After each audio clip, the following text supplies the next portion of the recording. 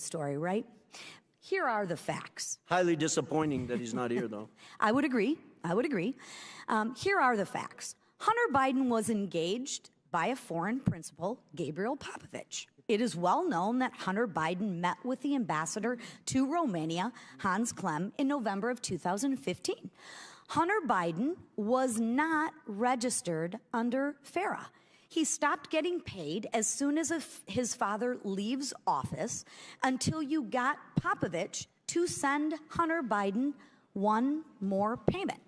Seriously, what services was Hunter Biden providing to the Romanian oligarchs for millions of dollars? We've yet to hear it. As far as the committee knows, Hunter Biden was never registered under the Foreign Agents Registration Act. If the Department of Justice applied the same standards it did in the Paul Manafort case, Hunter would be in more trouble than he is already in. Mr. Chairman, there are real FARA issues here that we need to continue to look at. And with that, I thank you for being here, and I thank you, Mr. Chairman. Absolutely. Thank you. Good job. Chair now recognizes Ms. Ocasio-Cortez from New York. Thank you, Mr. Chair. Mr. Bobulinski, I heard your opening statement. It's submitted to the record, part of our proceedings. I have a quick question. Simple. Is it your testimony today that you personally witnessed President Joe Biden commit a crime? I believe the fact that he was sitting with me while I was putting together a business deal. Did you witness the president commit a crime? Is it your testimony today? Yes. And what crime have you witnessed? How much time do I have to go through it? It is simple. You name the crime. Did you watch him steal something? Corruption statutes, RICO and conspiracy. What is it? What is the crime, sir? Specifically. You asked me to answer the question. I answered the question. No. RICO, you're obviously not familiar with. Corruption statutes. Excuse me, sir. Excuse FARA. me, sir. Excuse me, sir. RICO is not a crime. It is a category. What is the crime? It's a category of crimes that you're then charged You under have charges. A long 100 You list have of charges. Sir, please want me to name the exact statute under RICO? Yes. Well, it's funny. In this committee room, everyone's not here. There's over 18 All right, sir. I reclaim my time. lawyers that went to law school. I reclaim my time. You guys okay, to thank define you, the sir. I statute reclaim my under time. RICO. Clearly, what we are seeing here today is a continuation of the 15-month saga of the Republican majority lost in the desert. Impeachment 101. The majority party, or whomever is raising impeachment, must accuse the president of a high crime, a specific high crime or misdemeanor. I would like to submit to the record HRES 918, the House resolution to open this impeachment inquiry. Without objection to order. This resolution does not outline a high crime or misdemeanor. It's not here. Now, when we compare the chairman's opening from his previous opening, he's talking about Ukraine and Burisma and all of this. This entire inquiry is based on a blockbuster piece of information that was in a classified SCIF room. And inside that room was a document alleging President Biden directly of a $10 million bribery scheme, a $10 million bribery scheme, extremely serious. What happened? What happened a month ago, Mr. Chairman? That document, the FBI arrested the person who offered those allegations for falsifying his testimony to the FBI. This entire impeachment inquiry is based on an actual, provable individual who has lied. Now, responsible leadership would withdraw an inquiry based on that. Withdraw it. Instead, what we are seeing is that this committee was warned about the falsehoods of these allegations long before that, warned by Trump's Secretary of State Mike Pompeo, and yet they proceeded anyway. The chairman proceeded anyway. This committee was warned by Rudy Giuliani associate right here, Lev Parnas, after that document about the falsehoods of this.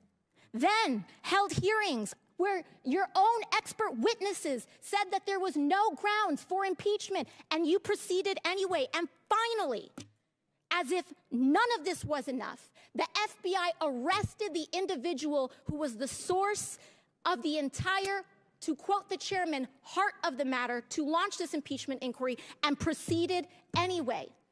At this point, the story is not the fact that the basis of this impeachment inquiry is wrong. The story is why it's proceeding anyway. Why is this committee proceeding based on false charges?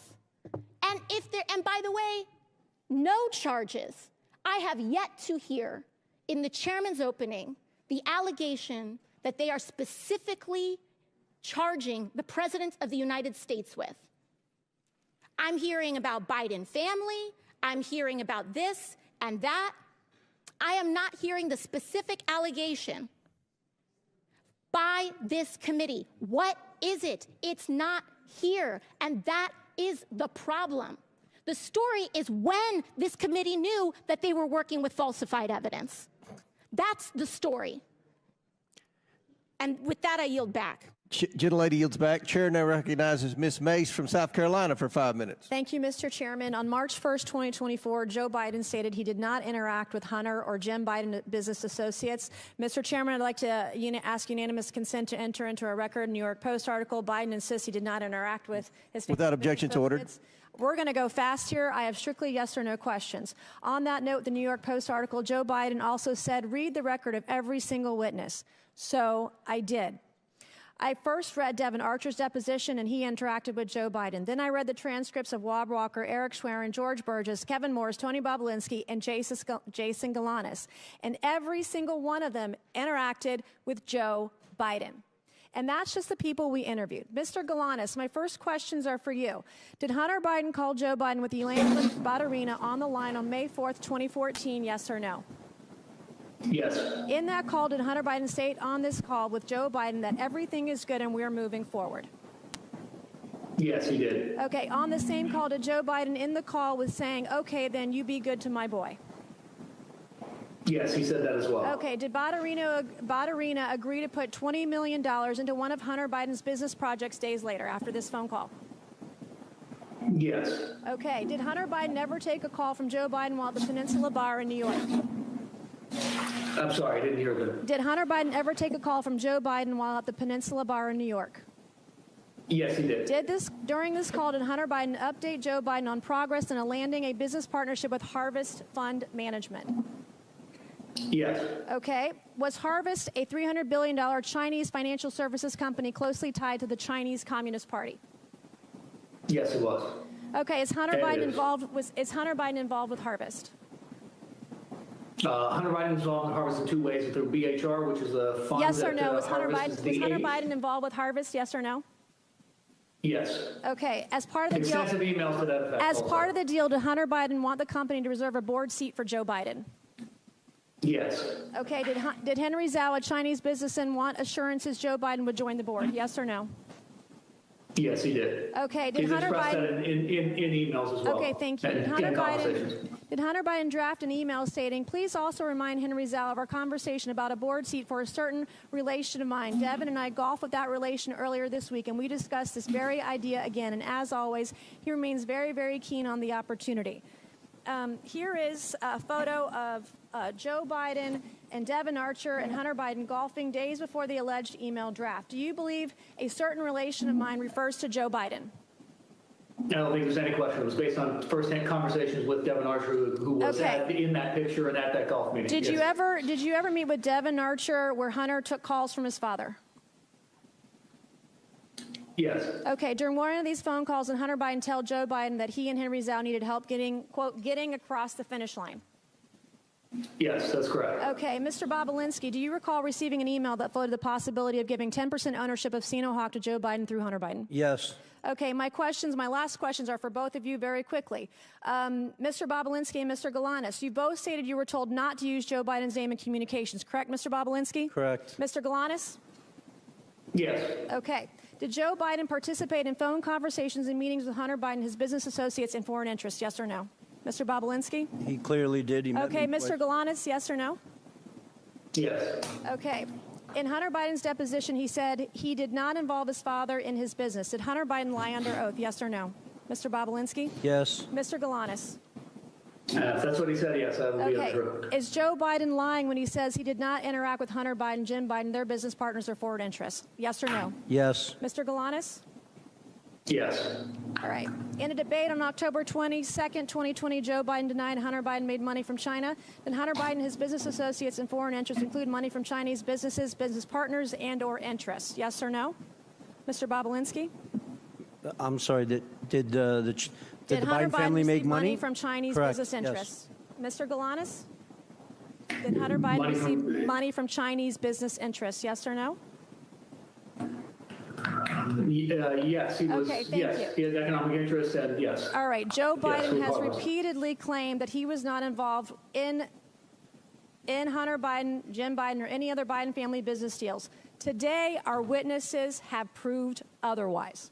Today, we've established Joe Biden lied about interacting with Hunter Biden's business associates. It is my belief Joe Biden is the closer for Hunter Biden, Jim Biden, and their business associates and foreign interests.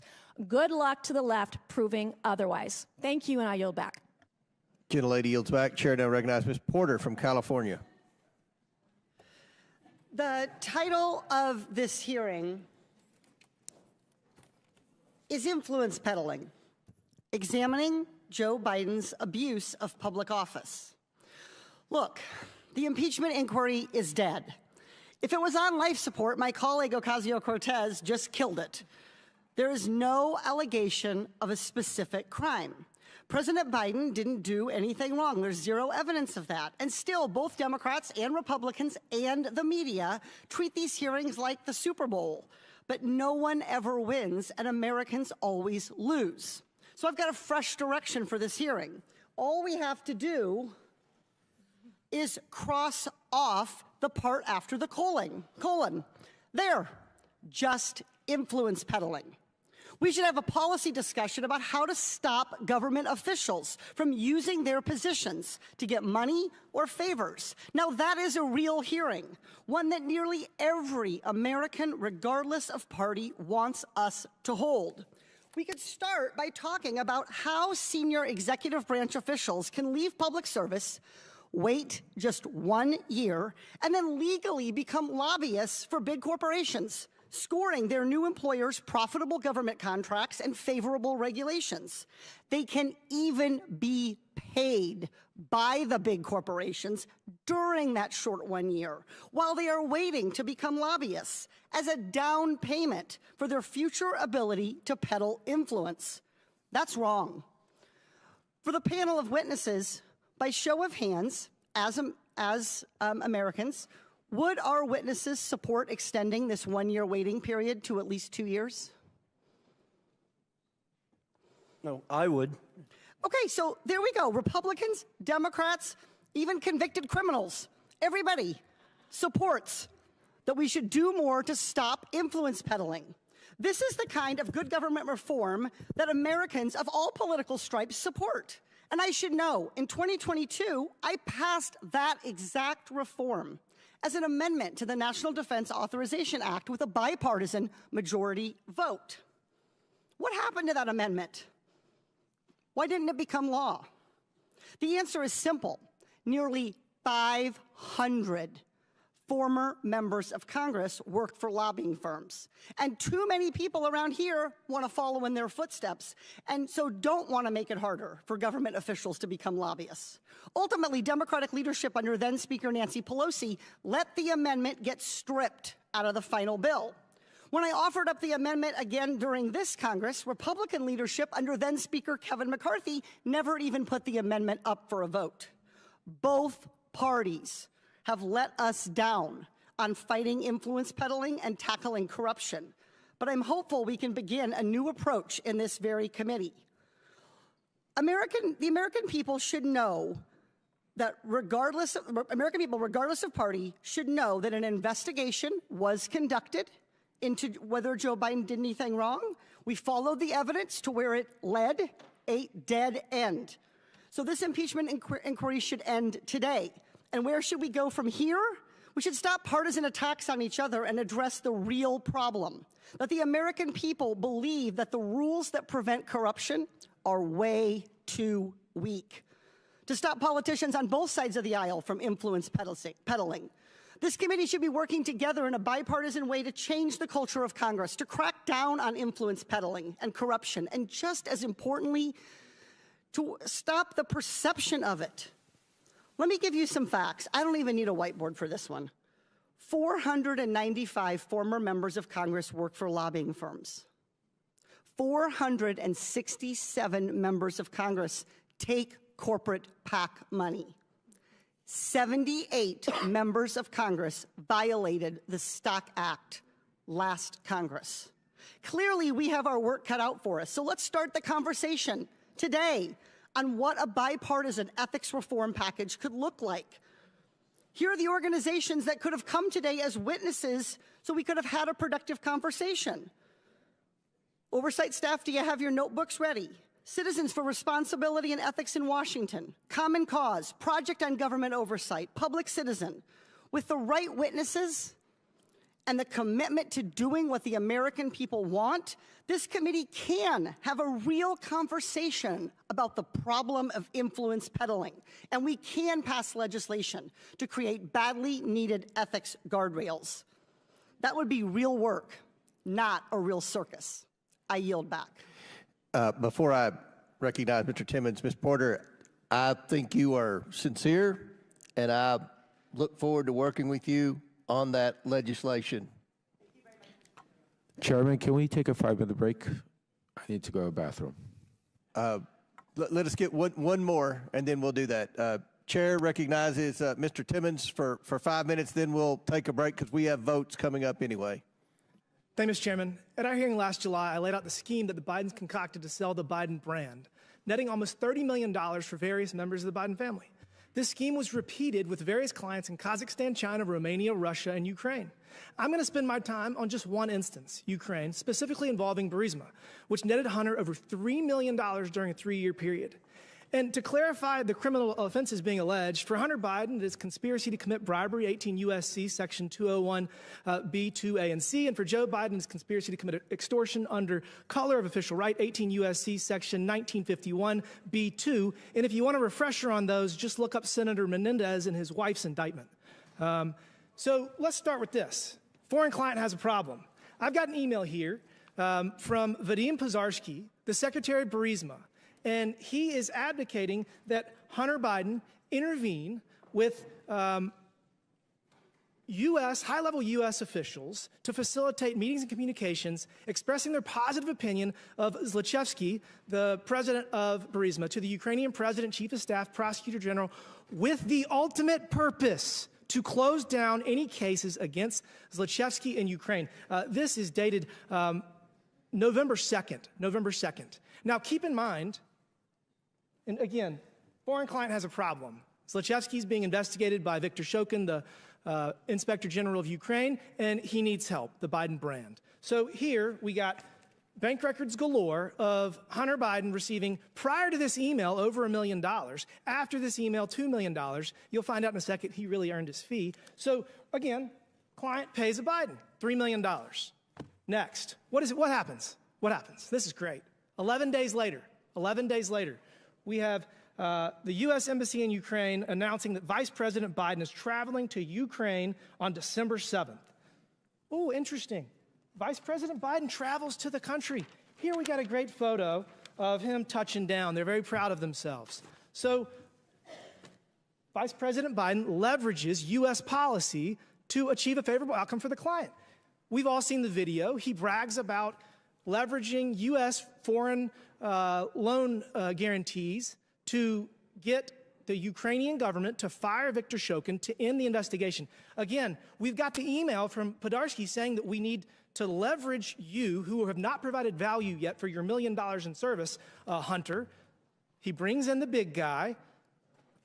Biden leverages U.S. influence, withholds $1 billion in loan guarantee to fire Shokin. So if that's not enough, we got the victory lap here. We got an email just a few months later saying, whoa, we won in less than a year. You brought us in, so take a victory lap. So look, I mean, this is straightforward. This is straightforward. Pay to play. It is bribery. Hunter Biden was paid $3 million at the lowest point in his life. He testified in the deposition that he was drug addicted, that he's never been to Ukraine. Yet he's paid $3 million to get his father to go to solve his client's problem. That is the scheme. Mr. Bobulinski, does this sound like the scheme that you've seen the Biden family do? I wasn't involved in Ukraine, but the facts surrounding this are very similar to CFC and Romania. Thank you for that. So this is the thing. If Hunter Biden were here, we would be able to ask him some questions, maybe clear this up. But he's not. He's not here. And what's interesting is that just yesterday, Peter Navarro reported to federal prison in Miami for 4 months for not showing up in front of the January 6th committee. And I want to point out to everybody that the January 6th committee was procedurally defective under House rules. It was procedurally defective because the minority leader did not get to appoint members to that committee. The United States House of Representatives Oversight and Accountability Committee is a procedurally perfect committee. And we have authority to subpoena Hunter Biden, and he has to show up. He has to answer these questions, and he has to tell the world that his father didn't leverage U.S. foreign policy so he would get $3 million. This is no different than what Senator Menendez did. And look, the American people are not buying this nonsense y'all are selling. We must restore their faith in our institutions. And we have to stop this ridiculous two-tiered system of justice where the Department of Justice persecutes President Trump and hides Hunter Biden behind every corner. I mean, this is not the United States of America that the American people deserve, and we have to get our country back on track. With that, Mr. Chairman, I yield back. Mr. Chairman, parliamentary inquiry. Did the committee subpoena Hunter Biden today? Chair recognizes, pursuant to the previous order and at the request of the minority witness, the chair declares the committee in recess for 10 minutes. Then we're going to come back in here, and then we may have to recess again for votes. Thank you, Mr. Chairman. Today's hearing is another unfortunate attempt by my Republican colleagues to muddy the water in an election year with no proof, no evidence, no wrongdoing at all by President Biden. The American people are tired of this charade. As I said before, my Republican colleagues simply grasp at straws that do not exist. While House Democrats in the Biden-Harris administration work to cut costs of prescription drugs, expand student loan forgiveness, and mitigate the threat of gun violence, Republican members of Congress continue to chase after Russian disinformation campaigns from the 2020 election, which have been thoroughly debunked again and again. And, as usual, in this committee, we know who is in charge. It is the bondless, broke bluffer, twice impeached, 4 times indicted, insurrection initiator, election denying, self-declared dictator on day one, and puppet for Putin. The one who wants to terminate the Constitution and defund the FBI. The one who romanticized exchanging of love letters with North Korean dictator Kim Jong-un. The one who just last week embraced autocrat Orban of Hungary to discuss their diabolical plans to destroy our democracy. The one who proposed a policy to ban Muslims from this country. The one who just this week said any Jewish person who votes for a Democrat hates their religion and Israel. The one who called neo-Nazis carrying tiki torches chanting Jews will not replace us, good people. The one who referred to African nations as, I quote, shithole countries. The one who called NFL players, the majority whom are black, sons of bitches for taking a knee in protest of the ever-present racial inequality and police brutality that continues to pervade our justice system. The one who called Mexicans rapists and promised to build a wall and have them pay for it, and in case you missed it, it didn't happen. The one who told women of color from born in the United States, elected to Congress and serving on this very committee to go back to their own countries. The one who bragged about grabbing women by their private parts. The one who confused his rape victim, whom he claimed was not his type, for his very own ex-wife. The one who is an admitted and committed adulterer who attempted to pay off a porn star for her silence. The one who has publicly mocked people with disabilities. The one who dodged the draft and referred to prisoners of war as losers, the very people who pay a high price so we could enjoy the freedoms that far too many of us take for granted. The one who boasted about being able to stand in the middle of Fifth Avenue to shoot someone and not lose votes. The one who promoted political and physical violence multiple times, including most recently at my rally in my home state of Ohio, where he declared there would be a bloodbath if he didn't win. The one who intentionally denied COVID was deadly and eventually suggested injecting bleach into our bodies to kill the respiratory virus that took the lives of 1 million people in the United States. The one who ordered his son-in-law get top secret security clearance, overruling concerns flagged by intelligence officials, who, according to this committee's chairman, admitted the former president's son-in-law crossed the line of ethics by accepting a $2 billion investment into that very same son-in-law's fledgling firm only 6 months after leaving the White House. If any of this sounds crazy, it's because it is. This might sound unbelievable, but it's all true. These are facts, indisputable facts, a thing that is known and proven to be true.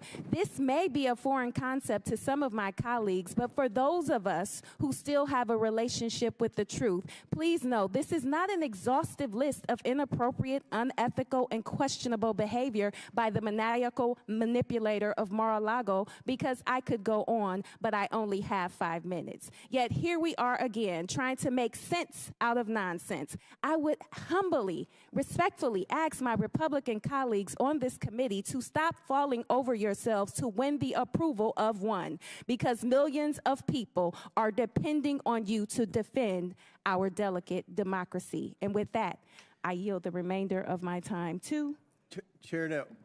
the ranking member. 7 seconds. Oh, I don't know that there's much time left, but thank you for that eloquent and compressed recitation of some of what we've lived with over the last few years. Chair recognizes Mr. LaTurner from Kansas for 5 minutes. Mr. Bobolinsky, I want to talk about May of 2017. To be clear, Hunter Biden was doing business with CEFC while his dad was VP. Are you aware of that now? Yes. Rob Walker told us that during his transcribed interview before the committee. But I want to talk to you about your meeting with Joe Biden, Hunter Biden, and Jim Biden in May of 2017. Other members are going to bring up the meeting you had with Joe Biden at the Beverly Hilton the night before the Milken Conference, but I want to talk about the next day when you went as Joe Biden's guest to the Milken Conference. So, you watched Joe Biden deliver a speech that day. Then you had a follow-up conversation with Joe Biden. Isn't that correct? Correct. What did Joe Biden tell you during that conversation? Well, as I've already publicly shared, I was brought backstage by his team because he had just given his keynote, and we just exchanged pleasantries, and then I walked him out to his car, and he specifically thanked me for the work I was doing with his son and his brother and asked me to keep an eye on them. And my understanding is, Mr. Bobolinsky, that after Joe Biden had left, you went across the street to the Peninsula Hotel and had a long conversation with his brother, Jim Biden. Isn't that correct? I did. It's my understanding that you asked him how the Biden family does the business that they do, while Joe Biden is such a prominent political figure. What was Jim Biden's response to you? Correct. I was actually concerned and asking from a position of concern, and Jim Biden's response to me was plausible deniability. Plausible deniability. And by that you mean Joe Biden would be kept in the loop, but you weren't supposed to talk about it, especially in writing. Mr. Galanis, during your transcribed interview with the committees, you said a very interesting phrase. Say it, forget it, write it, regret it. Does this sound familiar? Is this consistent with your understanding of how the Bidens do business, Mr. Galanis? Yeah, very, very much so. That was an operating principle, yes. But it looks like someone made a mistake. Mr. Bobolinsky, you created 2 companies with the Bidens. I want to show you an infamous email discussing the ownership structure of one of those companies, CEFC. You can see on the screen, 20% for H, 20% for Rob Walker, 20% for James Gilliar, 20% for Tony Bobulinski, 10% for Jim Biden, and 10% held by H for the, quote, big guy. Mr. Bobulinski, who is the big guy? The big guy is 100% Joe Biden. Mr. Bobulinski, Hunter Biden didn't respond saying, knock it off. We can't include Joe Biden, did he?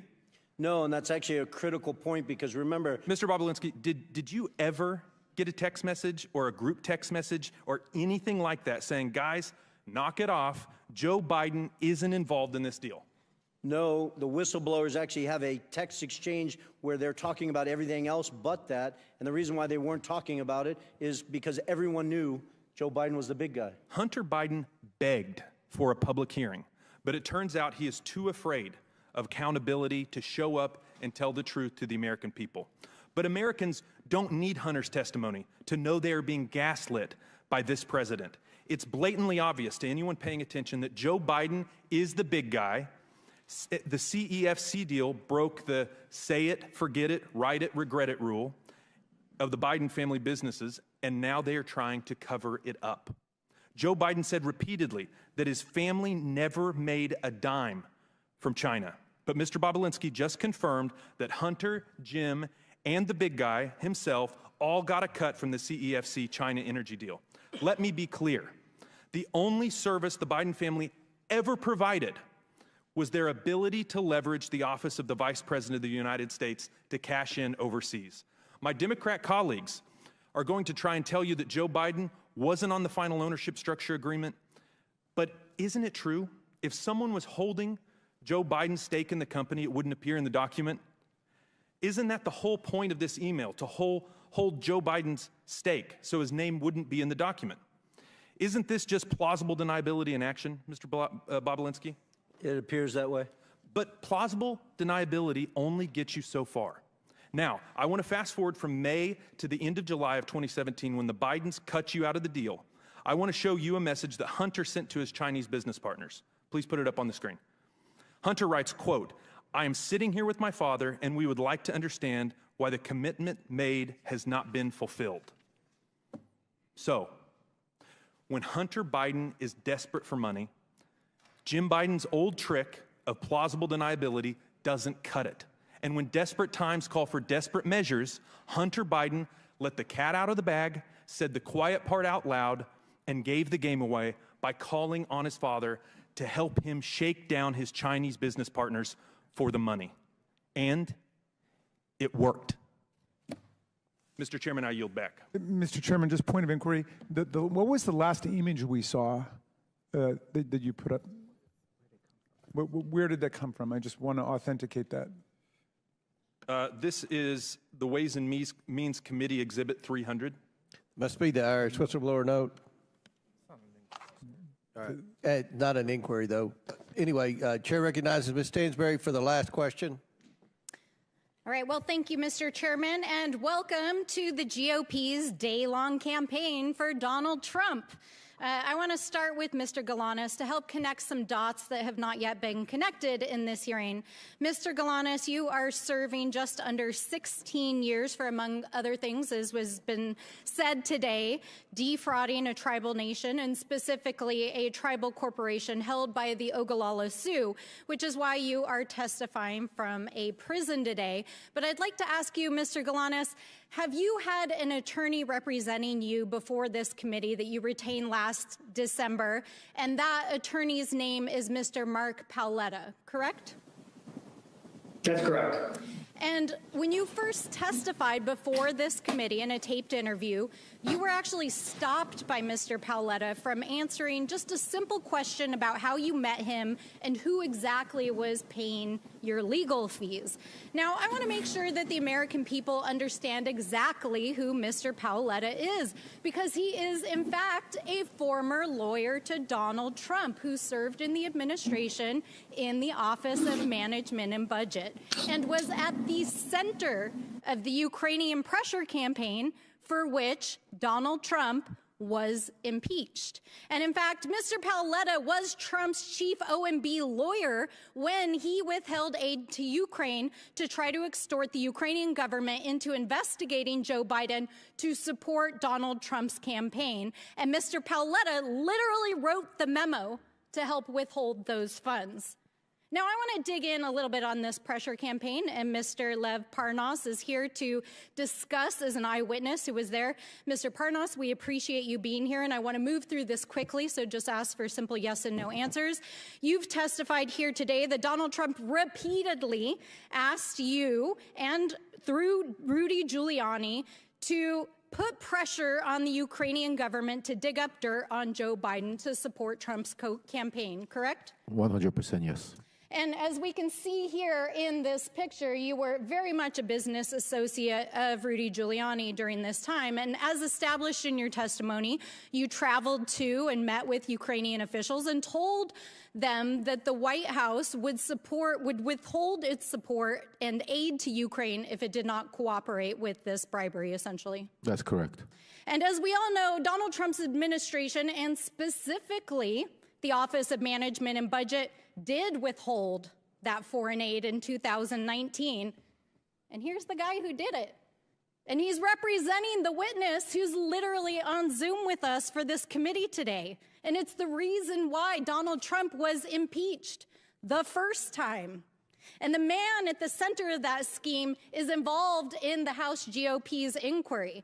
But I also want to point out that Mr. Paoletta is also involved in and very much in bed with the Thomases. In fact, he represented Miss Ginny Thomas, Clarence Thomas's wife, in her involvement in the Stop the Steal before the January 6th committee, and actually also goes on vacation with Mr. Harlan Crow and the Thomases. So this man has quite an interesting roster and participation in this hearing. But the bigger picture here is that Mr. Paoletta's presence is yet another indication of the way in which this hearing and this impeachment inquiry is part of Donald Trump's larger misinformation campaign, just like it was in 2020, where in addition to pressuring and withholding aid to Ukraine, Rudy Giuliani and the Trump Organization, as Mr. Parnas has established, planted the story in the media.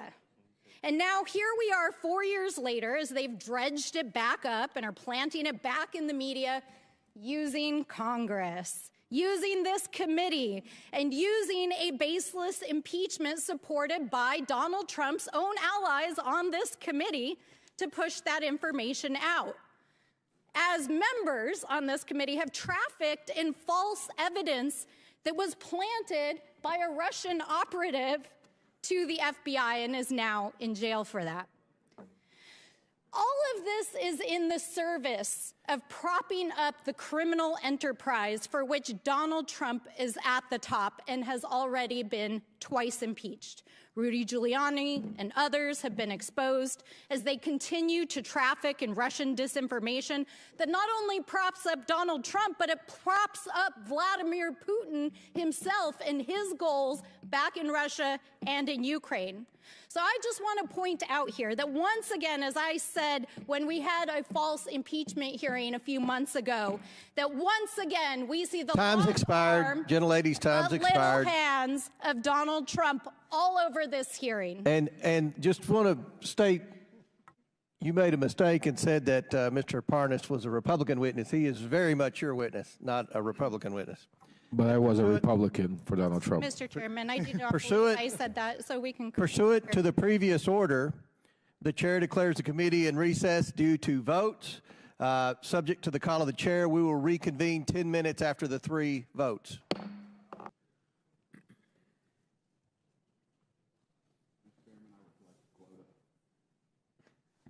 All right, committee will reconvene. Chair now recognizes Mr. Perry from Pennsylvania for 5 minutes. Well, thank you, Mr. Chairman. Mr. Galanis, I'm going to turn my questions to you. I hope I can see you on the screen here shortly. Are you there, Mr. Galanis? There you are. Okay. If we can jump right into another Biden-Chinese deal made while Joe Biden was in office, a deal I think you described in your interview as a quid pro quo, where the Chinese sent millions in exchange for a post-VP job for President Biden. Can you tell us what was Burnham? Yeah, so Burnham was an 85-year-old financial services company based in New York that owned an asset management firm and a securities dealer. But relative to the Chinese, it was an unimportant, small player. I'll give you scale, $1.5 billion versus $300 billion Chinese company. So what was Hunter Biden's interest in working with them, knowing that that was the situation? I think Hunter Biden was already working with them through the fund that was created. The BHR, Harvest was the H, and is described in some of Hunter's emails that I had provided to the committee. He described the activity with BHR, meaning the Harvest activity, as one of his only focuses, and his other focus would be the activity between Harvest directly and Burnham directly in a combination. So his stated objective, in his own words, in writing, was those were to be his only focus, his only priority in working with the Chinese on a go-forward basis. Did you also say that he said the interest in working with Burnham was to make billions instead of millions? Is that right?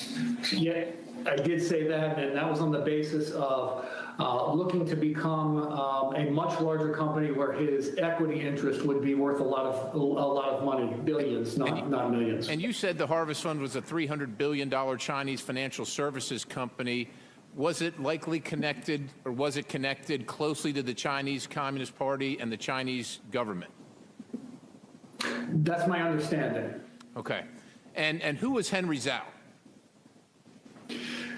He's been described to me consistently by Devin and Hunter as the chairman, but he's ostensibly the head of Harvest. I think he's had a couple of different roles over the years, but chairman is the best way to. He was always characterized as chairman and the decision maker for that entity. Right. So he's the chairman of the $300 billion Chinese entity connected to the Chinese government, the Chinese Communist Party, and he was based out of where? Where was his base of operations? In Beijing, China, PRC. And like you said, you heard him referred to occasionally as Chairman Zhao, right? Most of the time it was Chairman Zhao, out of a sort of a respect for the chairman, yes. Okay, so now there came to a point where Hunter wanted to bring Henry Zhao, the chairman of Harvest, and their billions of dollars from China into business with Burnham. Is that right? That's correct. That's correct, Congressman. And why would he do that? It was a financial decision. Chinese offered money, and he offered political access. Okay. It was in exchange. Fair enough. It's pretty obvious what Harvest brings, right? $300 billion. But why would Harvest be interested in Burnham versus other financial institutions? I'm sure there are other ones out there, and like you said, it was fairly small. Harvest is $300 billion. Why would they care about this small Burnham? What was the interest for them? I mean, the self-evident answer is the political access, and then sort of underscoring that is there are at least 2 emails produced that talk about exactly that, the influence of what Henry Zhao Hunter had characterized as Henry Zhao's interest in the access vehicle. So that was sort of explicit and in writing. Okay, so Joe Biden was going to sit on the board of a Chinese company connected to the highest levels of the Chinese government, the Chinese Communist Party. Stepping back in your dealings with Hunter, what was the value that Hunter brought to the table? It was the access to the inducement to induce companies like this Harvest Group to participate in Burnham. So it was we'll call it relationship capital that he brought to the table, not financial capital. Relationship capital, economic value to the business. Relationship capital that you described as the Biden lift. What was the Biden lift?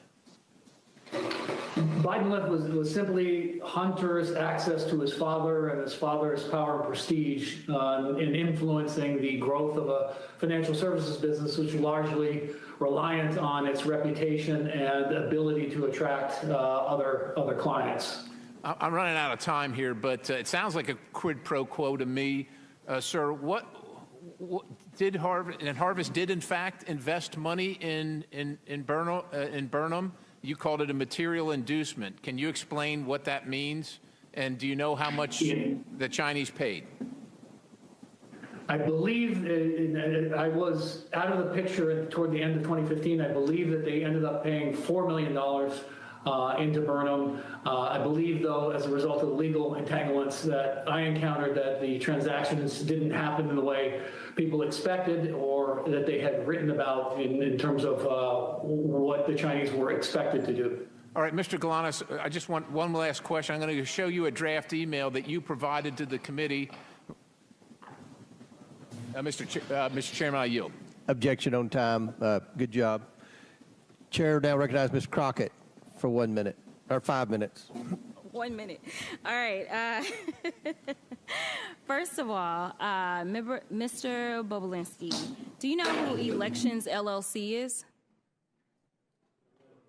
Yeah. Mike. Well, it's not a who. Okay. Well, do you know what it is? Yes, it's a LLC. Okay. And is it the LLC that your attorney works for? I believe so, yes. You believe so. Okay. So at this point in time, I'd ask unanimous consent to enter into the record a document indicating that the law firm representing Tony Bobulinski was paid $10,000 as recently as January of this year by the Save America PAC, which you may recognize as Donald Trump's PAC. Without objection. Thank you. Now, so far in this hearing, it has felt like the worst episode of The Apprentice. I'm sure you're familiar with that show. It seems like my colleagues and maybe you and some others are trying to become the next vice president of the United States of America. You're auditioning or something like that because, Mr. Bobulinski, I know that you take exception to the fact that your credibility has been called into question over and over. But when someone comes to testify under oath, whether it's before this committee, behind closed doors, or in person, then we have to evaluate someone's credibility. And, sir, I definitely have always had issues with your credibility, as I know that you are very well aware of. So let me remind you of what happened behind closed doors. Well, you should ask Ro-Khanna about my credibility. I haven't asked you a question. Okay? You are? When I haven't. So when I ask you a question, that's when you answer. Otherwise, I'm talking. So, excuse me? With my time, because it's my time, I want to be clear that when we were behind closed doors, you called a number of people liars. You called the Wall Street Journal liars. You called Cassidy Hutchinson a liar. You called the FBI a liar. You called Rob Walker a liar. You called James Gilliar a liar. You called Hunter Biden a liar. You called Jim Biden a liar. And just today, you added to your list, you called my colleague, Congressman Mr. Goldman, a liar as well. It seems like, according to you, the only person that's telling the truth is you and everyone else is lying. But I want to move on to something else. Is that a question? It's not a question. Oh, okay. You'll know when I ask you a question, I promise. Thank you. So the other thing that I want to talk about is the fact that my colleague from the other side of the aisle talked about the company that we keep. And she wanted to go through a list of people that she felt like were bad company because right now the majority has been relying upon the testimony of someone who's currently sitting in federal prison. And we know that your company is the company of somebody who's been found liable of fraud, as well as defamation, as well as sexual assault, and for whatever reason can't pay his bills at this point in time. But I'm going to ask Mr. Parnas, so this is a question to him. Are you aware if Trump had any associates that have been found guilty of anything? Yes, lots of them. Lots of them. Me included. You included. Okay, so when you were called here to testify, you weren't called here to testify for any other reason than to tell the truth. Is that correct? Yes, Congresswoman. Now, we started this whole sham off because of the 1023. And that was debunked by you, was it not? Yes, Congresswoman. Way before we started this impeachment inquiry. And you mentioned a number of times this guy by the name of Rudy Giuliani. Yes. Now, you know, everybody is so stressed about the fact that Hunter ain't here today. But, you know, Hunter came and testified behind closed doors for over 6 hours. And every single one of them, they weren't limited to 5 minutes. They could ask whatever they wanted to. And there's a full transcript of his testimony. So I don't know what else they wanted to do besides the fact that they wanted to put on a show. But let me tell you something. This whole thing is based upon something that Giuliani came up with. Yes. And we tried to subpoena him that's what I remember. If anybody else remember, we asked, we said, hey, we should subpoena Giuliani. But, you know, kind of like when we were trying to get his cell phone, they shut it down, right? Like, they don't want the facts. But you would agree with me that considering the fact that you were working under Rudy Giuliani at the time that you went over to Ukraine, that he has maybe some valuable information that he could offer this committee as to whether or not there's anything that we should be investigating in the first place. Absolutely, Congresswoman. I wish that this committee would subpoena Rudy Giuliani, put him under oath alongside me to get to the bottom of the truth of what actually happened in Ukraine and to the manipulation that Trump and Giuliani and the team went to do. I agree with you, but somehow it doesn't look like we're going to get there, and I thank you for your time. With that, I'll yield. Time's expired. Chair now recognizes Mr. Biggs from Arizona. Thank you, Mr. Chairman. Mr. Galanis, on May 9th, 2014, you received an email from Devin Archer confirming, or you wrote an email confirming that Ms. Badarina was investing with Burnham Investments, $15 to $20 million. Is that true? Yes, Congressman. And let's talk about the predicate for that. Ms. Badarina is the richest woman in Russia, and you knew her. And were you invited to a party that she attended? Yes, in Brooklyn, yes. Let's have the invitation up, please. And here's a copy of the invitation that you received. Is that right? Don't yet see it, Congressman. I did receive an email invitation, so yeah, yes. An email invitation. And did you go to that party? Yes, I did attend that party, yes. And was Hunter Biden at that party? Yes, he was. And we know that he was because we have a confirmation of his calendar, which is the next exhibit. It was noted on there, and he showed up there. And so all of that's true. It's all verified right there. And Yelena Baturina and her then husband Yuri, they were at the party, right? Correct. With Devin Archer as well? That's correct. And during that party, you guys, Hunter pulled you guys, the people we just named, pulled them away from where the party is, and you go to a separate little area where it's quieter because there was over 100 people at that party. Is that true? That's true, yes. And all of a sudden, Hunter says, okay, I'm going to make a phone call. He makes a phone call, does he not? He does. To whom? He called his father. Then Vice President Joe Biden, who was Vice President at the time. What was said on the call, please? Wait a second. Before you tell us, the reason you know it is because he put it on speakerphone, right? He did. After he said hello, and then he put it on speakerphone. So I was first party to hearing it. And please sum it up. I'm sorry, Congressman, I talked over you. Yeah, please sum up that phone call for us, Mr. Galanis. Okay, it was a relatively short call, but it was he indicated that our friends had come in from out of town. That then the exchanges it testified was related to they were going to proceed. Things were going to proceed. And he said, the vice president had said, "You look after my boy." And it was 5 days after that party that you received word from Devin that Ms. Baturina was in for $15 to $20 million with you guys, right? That's correct. Let's go to a different issue. Let's go to the harvest issue.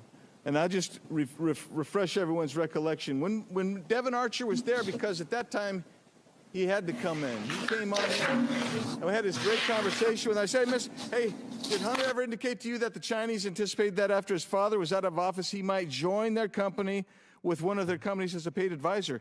Mr. Archer says, did he intimate that? I said, did he indicate that to you? Mr. Archer, I don't recall, but potentially. I don't recall, but potentially. And I said, you don't recall, but it's not new to you. The concept is not new to you. Is that what you're saying? He said, no, it's not new to me. Why wasn't it new to him? Why wasn't it new to him? It wasn't new. It's because that was... Yeah, go ahead. It was an explicit discussion amongst us that was an inducement to the Chinese to invest in the Burnham business. That being the VP's position post his position, official position. On a board of advisors, paid board of advisors. Of the Chinese company, Harvest, yes. And when you say us, who was the us that was discussing that? What I was referring to in just making that comment was Hunter, Devin, and myself. Let's go to something else. There was a broader sort of circulation group about that, and that was reflected in an email from a staff member at the Thornton Group who circulated the draft email that also reflected he had a similar conversation and drafted a letter based on that understanding. How long have you been incarcerated, Mr. Galanis? I've been incarcerated for 8 years, Congressman. And you offered to tell the Southern District of New York and SEC about Hunter Biden's company, Rosemont Seneca Bohai, and they rejected your offer, didn't they? On multiple occasions, that's correct. And why do you think they rejected that offer? Chairman, I think he's over. Time's expired, but please answer the question. Answer the question, Mr. Galanis. All I can tell you is what counsel said to me. Which was? Counsel had indicated to me that he had never seen a prosecution reject information, particularly paper-based information, that could have corroborated my verbal statements. Thank you. My time has expired. Thank you. Very good. Chair recognizes Ms. Bush for 5 minutes. Thank you, Mr. Chairman. St. Louis and I are here today once again to focus on the real issues that affect our communities instead of this partisan circus. Let me start by saying that influence peddling is absolutely a very serious issue, full stop. But we all know the truth. Donald Trump is the quintessential influence peddler in chief. Despite this, for well over a year now, House Republicans have spent dozens of hours of precious committee time hearing testimony from nearly 20 witnesses on their baseless and increasingly embarrassing attempts to link President Biden to actions of his family members and implicate him by association. Even after all this time and effort, they haven't been able to muster up any credible links between the president and his son's business dealings. All they have proven is that they will do whatever it takes, including using their razor-thin majority and chairmanships to waste the people's time.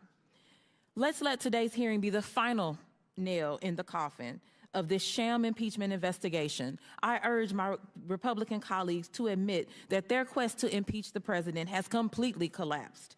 They have fallen short, and with each passing deal, they are losing votes and credibility, even within their own conference. It's time for them to move on. But that's not likely to happen because my Republican colleagues don't care about responsible governance or making people's lives better. They don't have an affirmative agenda. They would rather distract us all with these unfounded accusations against the president. So it's no coincidence that under Republican leadership, 2023 marked the most unproductive year in modern history for Congress. Aside from a failed impeachment investigation, an unprecedented 3-week stint without a speaker, and bringing our country to the brink of a catastrophic government shutdown multiple times, Republicans have done absolutely nothing to demonstrate why they deserve to control any chamber of Congress, let alone the White House, for which their cult leader, a twice impeached, 4 times indicted former president, is running to gain influence and control again. They're just grasping at straws, and it'd be comical if it wasn't leading to real harm and real hurt in our communities. The people of our country are the ones paying the price for their failure to actually govern. Instead of wasting all of our time, our hours, and hours and hours going down fake rabbit holes and amplifying baseless conspiracies. We could focus on actual policy. We could focus on substance. We could focus on saving and improving the lives of our constituents, not misusing precious time and resources of this committee. What I'd rather focus on is the people who don't have the money and resources to buy influence, the millions of people in our districts who have been harmed by the ongoing refusal of the federal government to take full responsibility for the Manhattan Project waste, and who are still getting sick from exposure to toxic radioactive waste their own government created. It still lingers in communities all across the country, like in St. Louis, Missouri, where proper cleanup still remains undone. I am ranking member on the Subcommittee on Economic Growth, Energy Policy, and Regulatory Affairs. I have repeatedly requested a hearing on Manhattan Project waste and its countless victims. I'm still waiting. We could focus on ending the crisis of gun violence in this country. Every day, 327 people are shot in the United States. Every year, 42,654 people die from gun violence. More children die from guns than anything else in this country. Why are we not acting to protect them? How are we not treating this like the public health emergency that it is? We could focus on improving the lives of incarcerated individuals and weaning ourselves off of the carceral state. A currently incarcerated individual is your star witness today. I applaud your inclusivity. And surely, if folks convicted of crimes can testify before Congress, they should be allowed to vote. Why not enfranchise them? What about reproductive rights and freedom? We have a public health crisis in this country where millions of people of reproductive age can't get the care that they need. People in St. Louis are being forced to give birth against their will. Republicans need to use abortion care just like the rest of us. Why not meaningfully address this issue? We need to focus on ending the atrocities in Gaza and Israel. Since January, malnutrition in children under 5 has nearly doubled. Global experts warn famine is imminent for 1.1 million people, half the population, due to catastrophic food insecurity. Why are we not acting to reinstate UNRWA, prevent famine and the spread of disease, and ending the continued slaughter of Palestinians? We do not have infinite time and resources. I will stop there. Thank you, and I yield the balance of my time to Rep. Goldman. Thank you very much, Ms. 10 seconds. I want to just point to a photo here. Mr. Bobulinski, you have testified that Cassidy Hutchinson's account that you met Mark Meadows, then Chief of Staff for Donald Trump, at a Trump rally in Georgia behind Secret Service cars. You were wearing Time's a mask. expired. Sir, you went over a minute late with Mr. Perry. If we could have a little extra time. The Trump rally that you said Time's that she expired. was lying. Chair now recognizes Mr. Sessions for 5 minutes. Mr. Chairman, could we have some basic equity? If someone else wants to yield, she had 8 seconds to yield him, and he's got up here with a speech. He's already abused his privilege by making a motion that wasn't even a motion. Chair has ruled. The chair has ruled. The chair has ruled. What are you afraid of, Mr. Chairman? Recognize your. What are you afraid of? Why don't you let me ask the question? Chair recognizes the gentleman from. Oh, what purpose do you seek recognition, Mr. Biggs? Unanimous consent to introduce the documents into the record. Without objection. Thank you, Mr. Chairman. Here they are. One is the invitation that was mentioned. Another is Hunter Biden's calendar. Another is the email mentioned confirming that Yelena Baturina was going to invest $10 to $20 million with him. Another one is page 180 of the Galenis interview, page 56 of the transcribed interview of Hunter Biden, and also pages 41 and 42 of the Galenis interview. Without objection, so ordered into the record. Now, Chair, what purpose do you seek recognition, Mr. I have a UC motion, Mr. Chairman. Proceed. I would like to enter into the record the portion of the Devin Archer transcript where he says that Yelena Baturina never had any business dealings with Hunter Biden and that money went into their joint account was done by mistake. By mistake. Okay. Without objection. And Mr. Chairman, I have one UC request as well. Proceed. This is from Salon Magazine. It's embarrassing. Republicans worry they have 0 accomplishments to run on in elections. Without objection, so ordered. Chair now recognizes the gentleman from Texas, Mr. Sessions, for 5 minutes. Mr. Chairman, thank you very much. I'd first like to enter into the record 302s that were done with Mr. Bobulinski, what's known as Exhibit A, 400A. Thank you very much. Mr. Bobulinski, thank you for being here. Mr. Parnas, thank you for being here. And those of you who are appearing extraneously on our screen. Mr. Bobulinski, tell me very quickly about the professionalism of the organization that you work for in terms of paychecks, getting paychecks, providing the IRS with documentation of people who were paid out of the organization. I'm not sure I'm following your question. Were you ever paid? I was not. So you were never paid by this organization? I was not. Did you ever receive any enumeration? When we were in the process of trying to shut down Sinohawk Holdings LLC and Oneida Holdings LLC, I was compensated. It wasn't a compensation, it was a reimbursement of $50,000 of money I'd come out of pocket, traveling around, paying for hotels and stuff like that. So in other words, people did not get paid, or you didn't get paid that you were aware of. Were you aware that other people were being paid? The Biden family was paid. Hunter and Jim Biden were clearly paid millions of dollars. And how would you think that information would be transmitted about them receiving that payment and going to the IRS? I'm not sure of those specifics. I'm just aware that they received those millions of dollars, obviously based on the brave testimony of Shapley and Ziegler that came public with a bunch of information, and then Senator Johnson and Senator Grassley's report. I never saw. The only bank account I ever saw is the one I set up at J.P. Morgan for Sinohawk Holdings and Oneida Holdings LLC. J.P. Morgan was well aware that the Biden family were owners in that business. They authorized it, approved it. And what Social Security number was utilized to set up that account? For Sinohawk and Oneida? Yes. We had to represent the owners of the underlying entity, so they were aware that Hudson West 4 owned 50% of Sinohawk Holdings, and they provided their information. On the Oneida side, we represented that each of us owned 20%, and I'd have to go back and look. I, as the CEO, probably provided my Social Security number. I'm not sure if we provided Social Security numbers for all 5 members.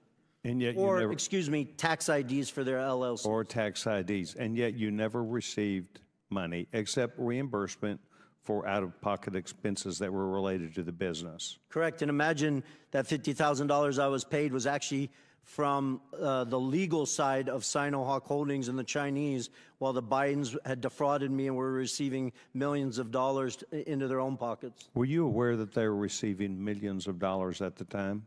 I was not. Did you spend time with the Department of Justice on this matter? I did. I had a voluntary interview with the FBI on October 23rd, I believe, 2020. They approached you or you approached them? My lawyers coordinated me. Which is obviously public knowledge, went to the second debate. I flew to D.C. with the intent of sitting in front of Senator Johnson, Senator Grassley, and their committee. And then my lawyers sought counsel, had discussions, and decided it was a better focus of my time to walk voluntarily into the FBI. So where did you do that? In Washington, D.C. Main Justice, Main FBI, or the field office? I believe it was the leading field office. They didn't want to do it in Main Justice for some their reasons. They decided. I would have gone wherever they asked me to go. Did they tell you at the time that you were providing information that if you provided information that was not true and correct, that you could be held liable for that under criminal statute? Yes, of course. I appreciate you asking that question. I was operated as if I misrepresented, misstated, lied, that I was committing criminal offenses, which I take very seriously based on the fact that I was willing to die for this country. And to just correct Ms. Crockett's statement earlier, I didn't accuse the FBI of lying. I stated in my transcribed interview that the FBI made mistakes in their 302. My lawyers never saw that document after my interview until it was made public to the world. And then you attempted to correct that 302. I did.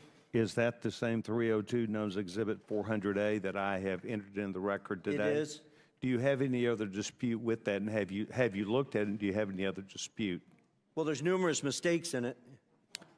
Okay, thank you very much. Do you have any reason to believe that all of these SAR reports that have come out of banks were all fraud? And gentleman's time's expired, but he asked a question about the SARS report. No, I mean, just the number of SARS reports should give every American pause. The average American in this country will never receive a single SAR in their entire life. So for a family or an individual to have over what I've publicly seen 150 of them is just extraordinary. Okay. I want to thank all the witnesses that are here today, Mr. Chairman. Thank you very much. Gentleman's time's expired. Chair now recognize Mr. Frost. Or who? I thought you said Frost. Oh, Mr. Kassar. Okay, Frost was next. Kassar. Thank you, Chairman. And if I could have my full 5 minutes, I'd appreciate that. Reset the clock for 5 minutes for Mr. Kassar. Thank you, Chairman. While we clearly disagree on the merits of this meritless investigation, I hope, Chairman, that we can at least come to an agreement on some basics. I believe that you and I can agree that presidents and White House officials should not be unduly influenced by foreign powers. So, Chairman, I'd be happy to yield to you briefly for a yes or no. Can we all agree that White House officials should not be bribed or unduly influenced by foreign actors? It's your time. You can ask. We have witnesses here. I would assume that you would agree. We have witnesses. If you want to ask the witnesses question, or you want to waste time with me, I'm not wasting time with you. I think that we've been disagreeing all day. I hope we can come to an agreement that White House officials should not be bribed or unduly influenced by foreign powers. I think you and I agree on this point. I see you nodding your head. I assume that that is a yes. I'm glad that we can work as an oversight committee on investigations, do the work we need to do, and make sure that no one in the White House has betrayed the public trust. We've spent countless hours talking about Hunter Biden, investigating every single person it seems like he's ever shaken hands with. We've not found a shred of evidence that connects it to the President of the United States or anyone with any say over U.S. policy. But someone who has worked in the White House did accept money from a foreign power. Donald Trump's son-in-law, Jared Kushner, received a staggering $2 billion from Saudi Arabia for his brand new private equity firm. And while Hunter Biden never had any say over U.S. policy, Mr. Kushner got this $2 billion 6 months after working in the White House as a senior advisor on Middle East policy. Mr. Kushner had no experience in private equity. In fact, he was so inexperienced that Saudi officials tried to block the transfer of the money until the Crown Prince overruled them. While working at the White House, Mr. Kushner pushed through a $110 billion weapons sale for Saudi Arabia. I'm finishing my point, and then I'm happy to talk about it. He then defended the deal in the wake of the Saudi government's murder of journalist Jamal Khashoggi. And while this may all just be a coincidence, there's many questions. Like, was any of this money passed along to Trump? Was the Saudi money a thank you for a job well done in the White House? Was Jared given this money in exchange for anything else? Or did someone with no experience just have a lucky payday? These are questions we should have answers to. Would the gentleman yield for a second? That the Oversight Committee should look into. But we can just add another question. What was the role that Jared Kushner played in covering up the assassination and dismemberment of Jamal Khashoggi, ordered by the Royal Crown Prince? Ranking member. And so I want to know, if Hunter Biden had accepted $2 billion from the Saudi government, I'm sure we'd be looking into that today. And Mr. Chairman, I believe we can agree that there should not be undue influence in the White House. And I believe we should be able to agree that we should look into these questions about Mr. Kushner. And in fact, Mr. Chairman, you were on CNN and said, quote, I've been very vocal that I think what Kushner did crossed the line of ethics. And then in our deposition of Hunter Biden the other day, when we were discussing Mr. Kushner, you said, Mr. Chairman, and I quote from the deposition, when we deal with influence peddling, we'll ask about Jared Kushner. Well, today's hearing is titled Influence Peddling. So we are here. So, Mr. Comer, I would love to hear from you. Can we fulfill our responsibility as an oversight committee and determine if Saudi Arabia bribed or unduly influenced Jared Kushner or other White House officials? Is that something we'd be willing to look into? We've already had a conversation with Ms. Porter. I'm going to answer one time. Ms. Porter and I have pledged to work on influence peddling legislation. We'll take up all the people who have been accused of influence peddling. We'll try to determine whether Jared Kushner has a real business. We haven't been able to find a real business that the Bidens have had yet. Now, just still your time, Mr. So could we expect to subpoena Mr. Kushner's correspondence with the Saudi government or his firm's financial records or financial transactions between Mr. Kushner and his father-in-law? Is that something that we would consider doing as part of that hearing you just discussed? What was the question? If we are serious about looking into foreign money, I saw recently a poster board here about $100,000 to a car dealership. Are we going to be serious about the $2 billion from the Saudi government to Mr. Kushner? My question is, would we be at least subpoenaing Jared's correspondence with the Saudi government and his firm's financial records? Can we commit to doing that? I think it's important to see if there were real legitimate businesses. And if there was influence. Let me ask you a question. What business was Hunter Biden in? We heard explicitly from Mr. Biden. We heard explicitly from Mr. Biden about his extensive business record and his experience on boards. We heard about that. Time's Mr. expired. Kushner, on the other hand. Chair now recognizes Mr. Fallon for 5 minutes. Mr. Chair, before I start my questions, I'd like to enter into the record, submit to the record an article from the Kyiv Post. And then a second article from the Kyiv Post entitled Prosecutor General Shokin Resigns, and it's updated. If I can enter this. Without objection to order. Thank you, Mr. Chairman. I sat in on the entire 7+ hour deposition that Hunter Biden gave to this committee. And one of the things that stood out to me was his assertions with a rather braggadocious flair of his business experience and his acumen and his impeccable qualifications. He claimed with quite some vigor, I might add, that he was a brilliant, accomplished, and highly sought-after business commodity. He's very successful, and he had an unparalleled resume that he recited to us chapter and verse to prove it. That was at least the face his lawyers, this administration, and the House Democrats wanted him to wear. Of course, there's another possibility, one that this pesky little thing we call reality, that he was a spoiled, entitled East Coast patrician with a senator and then VP daddy who squandered his many life advantages and spiraled into a decadent behavioral pattern of narcissistic excess and criminal addiction. And to feed his very large carnal appetites, he acted as his family's bagman in an influence peddling and access selling scheme that netted the Biden tribe over $24 million in illicit foreign cash. Lots of money, little effort, in a get-rich-quick scheme. If he was such a skilled and gifted businessman as he claimed, his services would be sought after, in fact, even fought over. Mr. Bobulinski, to your knowledge, how many Fortune 500 companies retained Hunter Biden on their board of directors? Now or in his... Ever. I can't confirm any. Yeah, because there aren't any. Zero. How many energy companies retained Hunter Biden? I'm sorry, how many American energy companies retained Hunter Biden on their boards of directors? Zero. Zero, nada, correct.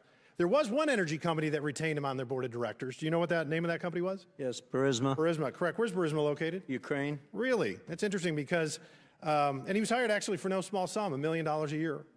Hunter Biden said in his deposition he could bring, and Mr. Chairman, I apologize for laughing, but he said his corporate governance to the table.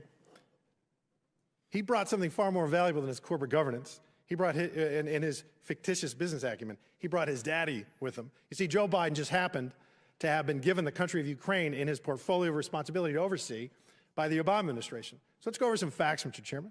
Fact, Burisma and CEO Mykola Zlochevsky had been investigated for corruption. Fact, in September 2015, then U.S. Ambassador to Ukraine, Jeffrey Pyatt, specifically mentioned Burisma as a corrupt entity. Fact, Burisma was paying the son of the vice president of these United States $1 million a year to serve on their board. Fact, December 2015, Joe Biden visits Ukraine, demands Viktor Shokin, the prosecutor general of Ukraine, who's investigating Burisma, his son's boss, be fired. Fact, February 2nd, 2016, Kyiv Post reports Viktor Shokin won a court order to seize assets of Burisma CEO Mykola Zlochevsky. 2 weeks later, fact, Shokin resigns. President Poroshenko called on him to resign. He resigned. He essentially was fired at the behest of Joe Biden. Fact, 2016, February, 2 weeks later, there's a little email sent from Vadim Pozarsky, COO of Burisma. He's an executive of Burisma. And to Hunter Biden, asking him, hey, Hunter, will you help us out? We want to get the embassy, the U.S. Embassy in Ukraine to say that we're a good company. Now, The ambassador just said they were corrupt a few months prior to that. And then, lo and behold, with the seal of the United States Embassy, they say that we have no negative information or feelings about Burisma. So what changed in those 6 months? It was magic. The power of the vice president's visit when he demands that his son's boss, the prosecutor who's investigating his son's boss, be fired. And he's going to withhold $1 billion worth of aid, actually, I think loan guarantees, if Shokin's not fired. And then Shokin is fired. The embassy says that Burisma is a great company. Our Democratic colleagues would have us believe, Mr. Chairman, that that was all magic, that there was no coincidence here. And with that, I yield the balance of my time to Mr. Jordan. I appreciate the gentleman yielding. I was just going to point out that Jared Kushner was one of the key officials involved in the Abraham Accords. If we want to talk about influencing foreign, how about the President of the United States, what he said in his State of the Union regarding Israel, and how about what the Democrat leader of the Senate said last week in that Israel should change its prime minister, for goodness sake. That to me is a concern. Jared Kushner was doing good work with the Abraham Accords. Of course, the Democrats don't want to admit that. I appreciate the gentleman for yielding. Chair now recognizes. Mr. Chairman, I have a motion. I would move pursuant to Clause 2K6 of Rule 11 that the committee issue a subpoena to Jared Kushner to compel testimony related to the $2 billion collected from Saudi Arabia after his service within the White House. Second. There's a motion, and for what purpose does the gentleman from Ohio seek recognition? Move to table the motion. There's the motion is not, the motion to table is not debatable. As many as are in favor of tabling signify by saying aye. Aye. All those opposed signify by saying no. No. In the opinion of the chair, the ayes have it, and the motion to table is agreed to. The committee will now resume consideration of this hearing. Now, chair recognizes, is it Ms. Lee? Who's next?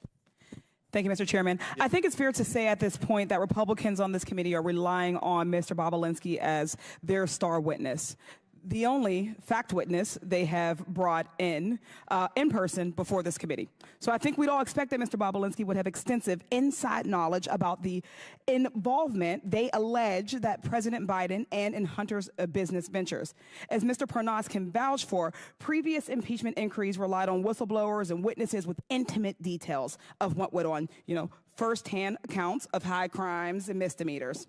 You could point to exactly what the allegations were and understand what was going on. There were laid out chains of events pointing to a named crime, lying under oath, obstruction of justice, abuse of power, incitement of insurrection. Yet we're left floundering here with zero direction and zero real evidence while we watch this kangaroo court struggle to continue on. And today we have Mr. Bobulinski, whose biggest contribution is that he had, quote, multiple meetings with Joe Biden. But let's be clear. He spoke with Joe Biden a grand total of 2 times in the span of less than 24 hours in 2017, and each was short. One in public in the bar of a hotel, and then for a few minutes backstage of the Milken Conference after Biden spoke about the efforts to fight cancer, which took the life of his son, Beau. I think we also need to clarify that while Mr. Bobulinski is all of a sudden today claiming that they talked business, but at no point did he mention this during his deposition under oath with this committee. At 2 different points when asked about what was said in these conversations, Mr. Bobulinski's account made clear that he had 0 substantive business discussions with Mr. Joe Biden. Mr. Bobulinski described those conversations twice during his transcribed interview, and both times he provided the same accounts. I'll read from the transcript of your interview, Mr. Bobulinski. You stated that you and Joe Biden discussed your, quote, family background in detail, as well as the Biden family's background and Joe Biden's, quote, appreciation for the military. Pages 48 through 52 and 268 to 271 of the transcript had these accounts. Based on your own account, you had 0 discussion of CEFC, the Chinese energy company. You had 0 discussion on shares of equity or capitalization of this failed business venture.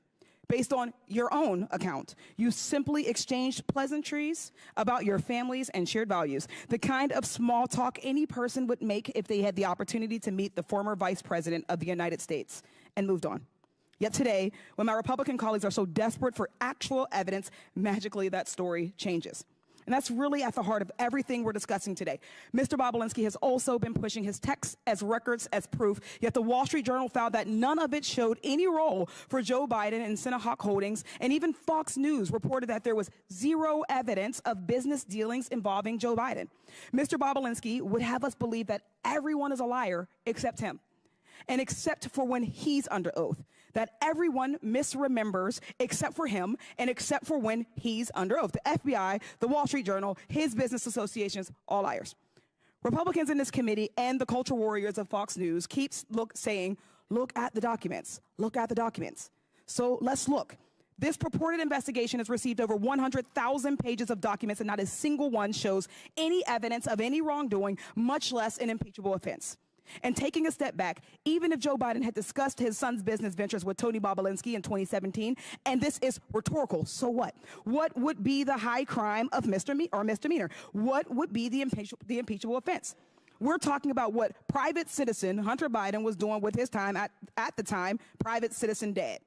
This impeachment inquiry is not about facts or evidence. It's not even about impeachable offenses. It's about keeping the American people distracted while we do nothing on reducing gun violence, nothing on lowering healthcare costs, nothing on reforming our criminal legal system. This has been the least productive Congress in decades. We're just now, in March, finally funding the government for this year. That's shameful. This unserious hearing is a waste of our time and our resources. I yield with that, and I yield the remainder of my time to Representative Crockett. Yes, I just want to make sure that I point out, and this is not a question, just in case you wanted to know, that on page 174 of your transcribed interview, line 9, it says, "This is an absolute lie," in reference to talking about the FBI. What you stated— I did not call the FBI agents liars. What was stated right before that was, first of all— I said that I'm speaking, and I did not ask you a question. First of all, it doesn't say Tony Bobulinski told the FBI. This is a summary of 2 agents that took notes through my interview, and their summary apparently that they presented says Bobulinski first met in person with members of the Biden family at a 2017 meeting in Miami, Florida. This is an absolute lie. That is what it says. The final thing that I'm going to say is about this. What we have from Ken Buck, a Republican, I don't think that the impeachment of Biden is appropriate, and so House Speaker Mike Johnson's ability to talk me into staying here is going to be about as successful as his ability about talking me into an unconstitutional impeachment. I'll let her have 30 seconds over. Chair now recognizes Mr. Burchett from Tennessee. Thank you, Mr. Chairman. On July 30th, 2017, Hunter Biden wrote to his Chinese business associate, Raymond Zhao, "I'm sitting here with my father, and we would like to understand why the commitment made has not been fulfilled." Mr. Bobulinski, why did Raymond Zhao work for the, who did Raymond Zhao work for when this message was sent? Raymond Zhao worked for Director Zhang at CEFC. Is CEFC connected to the Chinese Communist Party? It is. Is CEFC a corrupt organization? It was. From your perspective, what had occurred with CEFC from the end of May to this July 30th text message? Well, it's tough to go through all these details in 20-second clips, but at the end of July, it's important to note Jim Biden was broke, Hunter Biden was broke, published by the brave whistleblower Shapley and Ziegler, and Hunter made the conscious decision to basically defraud the partners of Sinahawk Holdings and Oneida because he needed money immediately. They've published pages of text messages where he's trying to get money into his bank account. And so that night, for whatever reason, on the 30th, when he asked why hasn't the commitment been fulfilled, the commitment he's talking about is actually the $10 million funding into Sinahawk Holdings, LLC. Really key point. But the next day, he decides that he's going to defraud Sinahawk Holdings and Oneida, create a new entity called Hudson West 3. Well, actually, change Hudson West 3. It had already previously been created by the Chinese, and make himself a 50% owner in that entity. So when the Chinese did send money, he would have instant access to it. Really important, backed up with tens of pages of communications. He wanted to get access to the money the second it came in. And in Sinohawk Holdings and Oneida Holdings, he did not have that power. I just want to address one thing real quick. Hunter Biden represents, he's a governance expert. That's why Burisma put him on the board. Well, he obviously can't do basic math. The board of Oneida Holdings had 7 votes. Each one of them, Hunter, Jim Biden, James Gillian, and Rob Walker, had a single vote. I had 3 votes. I have a master's degree in electrical and nuclear engineering. I think I can do math. I had 3, they had 4. They controlled Oneida Holdings. So Hunter Biden's representations that I was trying to take the business from them or I didn't know is all a sham and a misrepresentation. He wanted money in his account instantly, and that's why he shook down the Chinese, and they were willing to send him that $5 million because they viewed it as a bribe to the Biden family. They say it in their own communications. Are you aware or not that they pay taxes on any of that? I can only go from public testimony. I was not involved in their taxes. Okay. On July 31st, the next day, Hunter says he hopes Kevin should know that the plan to speak is highly confidential. And Raymond Zhao responded, CEFC is willing to cooperate with the family and the priorities to solve the problems mentioned last night. What family was Raymond Zhao talking about?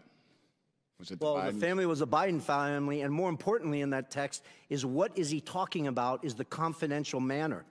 The confidential matter he's talking about were 4 sealed indictments in the SDNY where they were about to indict executives of CEFC that we now know. I didn't know that in July of 2017, but the SDNY knew.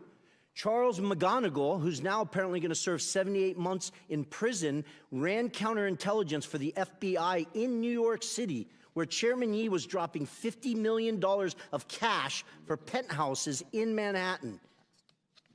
So who you should be asking all these questions are the Department of Justice, the SDNY, the FBI, because they have troves of evidence that back up what was going on in July 2017 and in August 2017. So I apologize, Congressman, to be so passionate and to take your time, but this is what I need you guys, or the focus has to be of your oversight committee. This involved the Chinese Communist Party. They were doing a transaction with Rosneft, which was a Russian-sanctioned U.S.-sanctioned company at the time, and the Biden family was right front and center in the middle of it.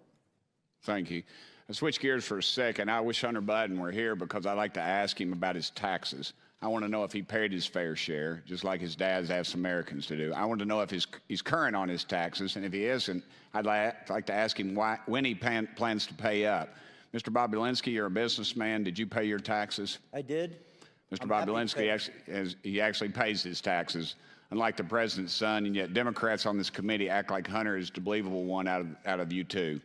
Joe Biden has no right to lecture the American people about their taxes until he gets his own house in order. Thank you, Mr. Chairman. Very good. Chair now recognizes Mr. Moskowitz for 5 minutes. Mr. Chairman, thank you. By the way, how are you doing? Good? Okay. Mr. Bobulinski, over here, how are you doing? Good. So I just have a question. We've been at this for 15 months now in oversight. I know this is your first time here. But do you think Chairman Comer has proven that Joe Biden has committed a high crime and misdemeanor? I believe with all the evidence he's gathered, yes, he's proven that Joe Biden has committed high crimes and misdemeanors. Okay, and so I assume you believe Joe Biden should be impeached. Well, that's up to you guys. But do you believe he should be impeached? It's yes or no. Do I personally believe you. Under constitutional... No. You personally, do you believe he should be impeached? I do. Okay, and you believe that because you believe Chairman Comer has proven that he committed a high crime and misdemeanor? No, because I know that he committed high crimes and misdemeanors. Okay. I was involved and saw them happen. Right, but obviously, with all the evidence, you must believe that all of these hearings for 15 months, that the chairman has proven that, right? You re-ask the question? Sure. I'll sum it up. I assume you believe he should be impeached, but my point is that the chairman has not yet moved for that. And so, look, Chairman, we got like 3.5 minutes here. I mean, let's just do the impeachment. I mean, why continue to waste millions of dollars of the taxpayers' money if we're going to impeach because you believe you've shown he's committed a high crime and misdemeanor? What are you waiting on? Let's just do it. I mean, by the way, we got Chairman Jordan here also, the double chairman. Why aren't you guys calling for the vote in your committee? When is it going to happen? When can we tell the American people you're going to stop wasting their money and just call for the vote on impeachment? Gentlemen, yield? Gentlemen, yield? Sure. We don't do snap impeachments like you guys. We actually do the facts. We do oversight according to the Constitution. You're never going to call for it. You're never going to call for it. I mean, now you can predict. You can predict the future. How do you know? You guys only have 6 more months probably in power, right, until the election. So are you going to do it in 2 months? You're going to do it in 3 months? Like, tell the American people. Does the Constitution put a time limit on oversight? So I don't think I didn't read that in the Constitution. If you believe you can't call for the impeachment now, then what you're admitting is you haven't yet proven that he's committed a high crime and misdemeanor. You haven't proven it yet. Otherwise, you would call for it, I assume. We're doing our work. Okay, so they haven't proven it. Right? They haven't proven he committed a high crime and misdemeanor. Otherwise, we would call for impeachment. So look, the chairman knows me well. I mean, I'm just here to help him, right? And so I just think we should do it today. Let's just call for it. I'll make the motion, Mr. Chairman. I want to help you out. You can second it, right? Like, make the motion to impeach President Biden. Go ahead. It's your turn. You second it. No, nothing. Okay, we got nothing. So I want to, with my last couple minutes, show the American people that they're never going to impeach Joe Biden. It's never going to happen because they don't have the evidence. Okay, this is a show. It's all fake. They just want to do these hearings. It's not leading to impeachment. They're lying to their base on Newsmax and Fox, leading these people to believe that they're going to eventually impeach the president. It's not going to happen at all, ever, period. They don't even have the votes, even if they had it in committee. They don't have the votes on the floor. They know that. They got members resigning rather than taking a vote on the fake faux impeachment. Just ask Ken Buck, who said the speaker ain't going to get me to take an unconstitutional impeachment vote. I mean, boy. I mean, so look, I mean, if these hearings were a success, right? If what we've been doing for the last 15 months had convinced the American people that Joe Biden committed a high crime and misdemeanor, you can be damn sure they would have called the vote by now, right? But they want it to go on. They either want it to go on because they don't have the evidence. Are you asking me a question? No, I'm just looking at you. Oh, okay. But if you want to talk to me, we can talk. Well, no, I think you haven't read recent data that shows the American people are well aware of the Biden's corruption. Perfect. So then ask the chairman why he hasn't called for impeachment, Tony. He's right here. Ask Comer. Hey, Comer, how come you haven't called for impeachment? I'll do it. Watch. Hi, I'm Tony. Hey, chairman, how come you haven't called for impeachment? When are we going to have the hearing? When is the vote going to happen? I mean, you believe it. He believes it. He says it every day on TV. I just don't know when we're going to have the vote. I mean, let's just go. Are you asking me to hold the vote? No, I just like looking at you. Yeah. We can save the taxpayers millions of dollars. So, I mean, look, I used all of my time to show that this vote is never going to happen because they have no evidence on Joe Biden. I yield back. Gentlemen's time's expired. Chair now recognizes Mr. Burleson from Missouri for 5 minutes.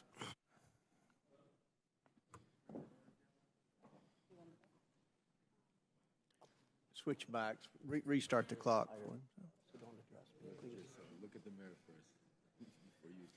Who served in prison for felon? Not me. You have everything together. Keep talking. You'll join your friends. We'll get you a mic.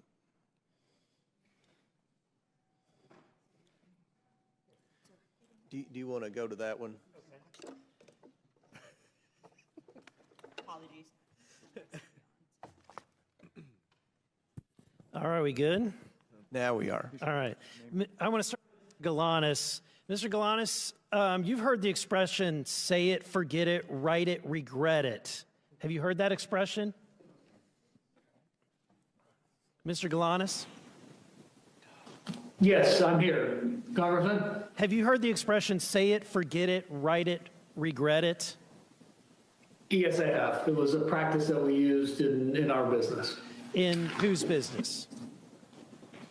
Business with Hunter Biden and Devin Archer. Okay, so it's their expression. Referred to as Burnham.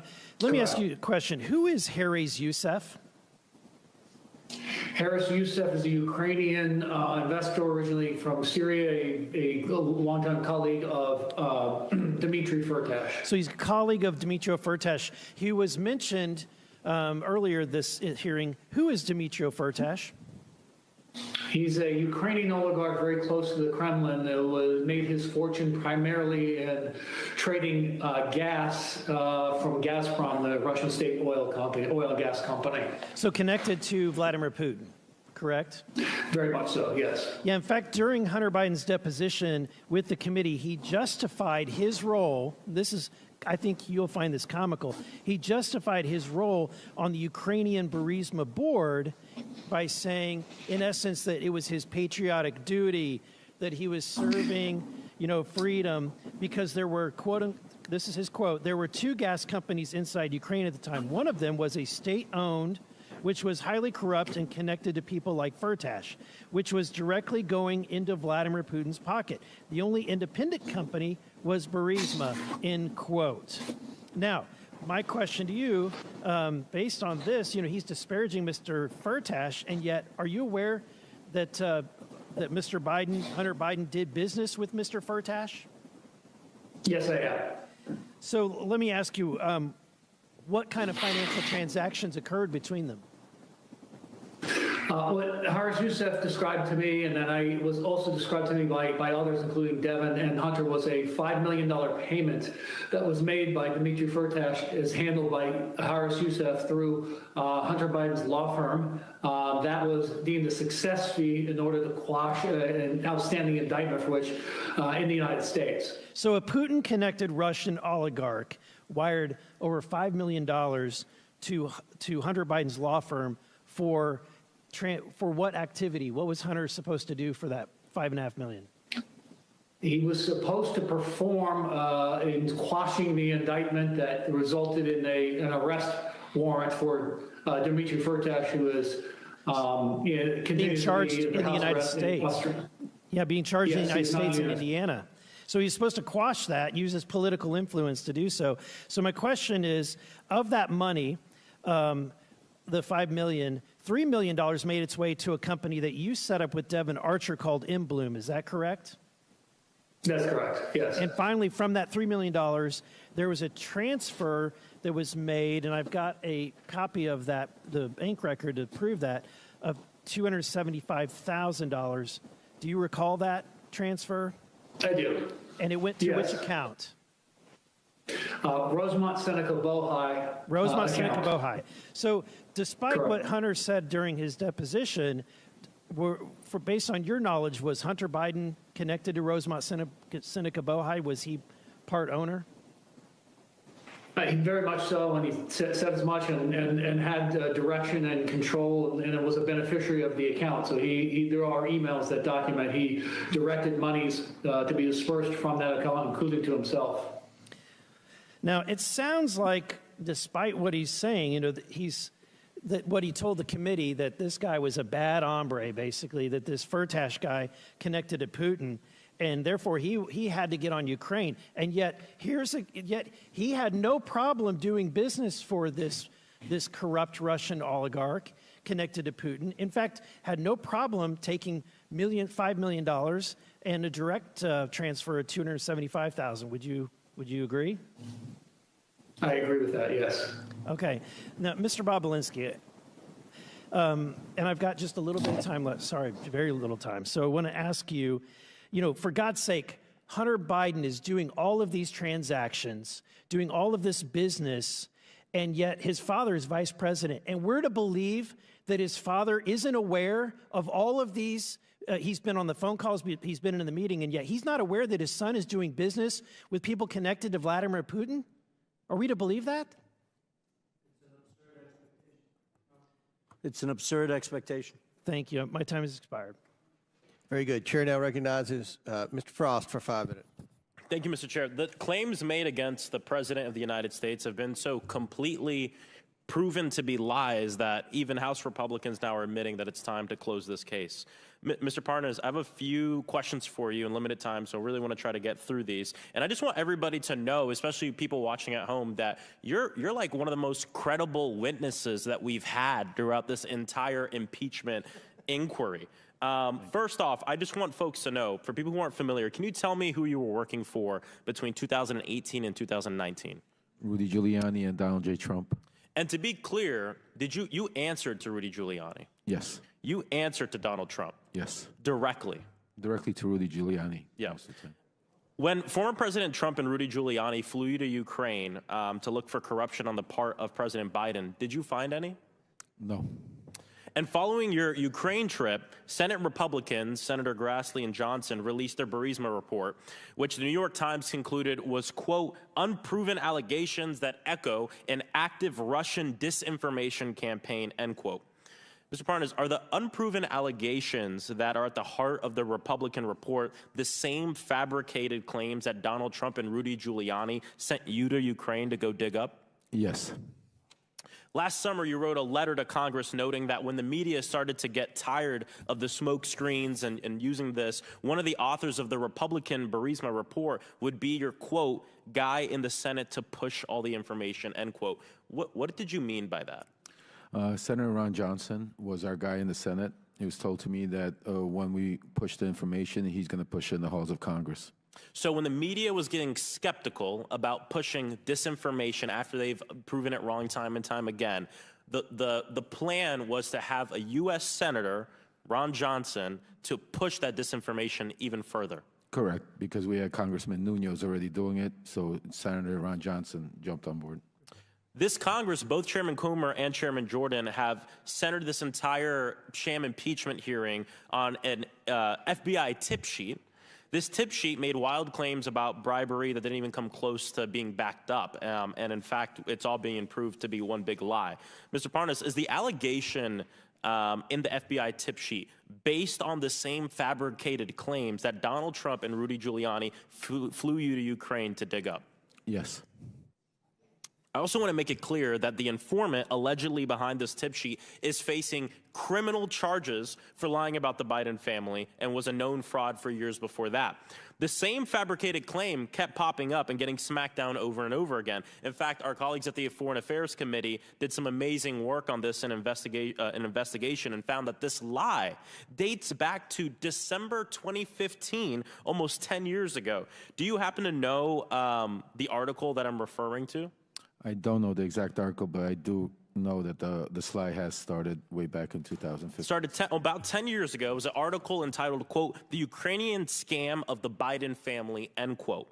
And it was posted to a Russian language media website registered in a city in Russian-occupied Crimea. Mr. Parnas, do you have any doubt that this fabrication claim, the claim that Donald Trump and Rudy Giuliani sent you to Ukraine to try to dig up more information on, is part of Russian propaganda and an effort to destabilize Ukraine and undermine our democracy? As I said here today, I have zero doubt that Russia's involved. This is a Russian campaign to interfere in our elections. Thank you. I appreciate it. I appreciate it from someone with firsthand experience. Look, to recap, there's no evidence that support allegations that President Biden engaged in corruption in Ukraine. We know this. Mr. Parnas himself has made it clear that we have no doubt, we should have no doubt, that the claims of corruption are lies and conspiracy theories rooted in a Russian effort to undermine our democracy, posted to a Russian language website over a decade ago. This is exactly what Putin wants. And over the years, Republicans have kept moving the goalpost. You just look at the past year, right? First, it was a bribe. Then it was Burisma, nothing. Then it was Hunter Biden's laptop, nothing but some like nude pics that we keep seeing here. Then it was supposed money laundering scheme that turned out to be a family member making a couple of car payments. And now Republicans on this committee have left the pretense of a crime behind and are moving the goalpost to influence peddling, which sounds more like what former President Donald Trump did in his time in office. Look, we've been laughing a lot about this, calling it theater and a sham, which it is. But I also want to bring up that this is really serious. Yes. I mean, we have members of Congress and this committee using Russian propaganda meant to undermine our democracy, to undermine our president. It's not just theater or laughable, but it's a betrayal of our democracy. It is very serious, Congressman. Yes. Chair, yeah, yield back. Time's expired. Chair recognizes Ms. Boebert from Colorado for 5 minutes. Well, Hunter asked for a public hearing. Here we are, and he is nowhere to be found. I guess Biden really does run in the Biden family. Now, Mr. Bobulinski, in your testimony, you state, "It is clear to me that Joe Biden was the brand being sold by the Biden family." In your experience, what is the value to Joe Biden in helping his family collect millions from foreign adversaries? What's the value to Joe Biden specifically? Yes. Well, his children and brothers were enriched, which to AOC's questions earlier violate corruption statutes, RICO statutes, FCPA statutes, FARA statutes. Yes, so you would agree that the Biden family was involved in this corruption and influence peddling and selling access to the federal government? I do. Mr. Bobulinski, in your experience, did President Biden play a more active or passive role in his son Hunter Biden's business dealings? I quantified it previously as he acted sort of like a chairman. He showed up and shook hands. He's been called the chairman. Yeah, he showed up, shook hands, and that's all the Chinese, Ukrainians, Romanians, Russians, whoever is need. It's not what the Canadians, the Australians, and Americans need, but in those parts of the world, that's what they need. Thank you. And now I'm going to switch over to Mr. Galanis. During his 2020 presidential campaign, then candidate for president Joe Biden said his son did not make any money from China. Did Joe Biden lie? Yes or no? Yes. Mr. Galanis, you are aware of the BHR fund that consisted of Bohai, a Chinese state-backed company, Harvest, a China company, and Rosemont, the Biden entity, correct? Yes, I am. And Mr. Galanis, you're aware that Hunter Biden formerly held 10% of that Chinese entity. And would it surprise you, if you were aware, that Hunter Biden held 10% of this entity well into his father's presidency?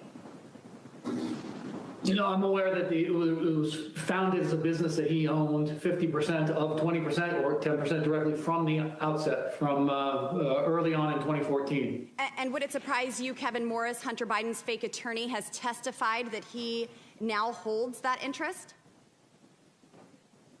I don't have any knowledge about that, so not much of this would surprise me.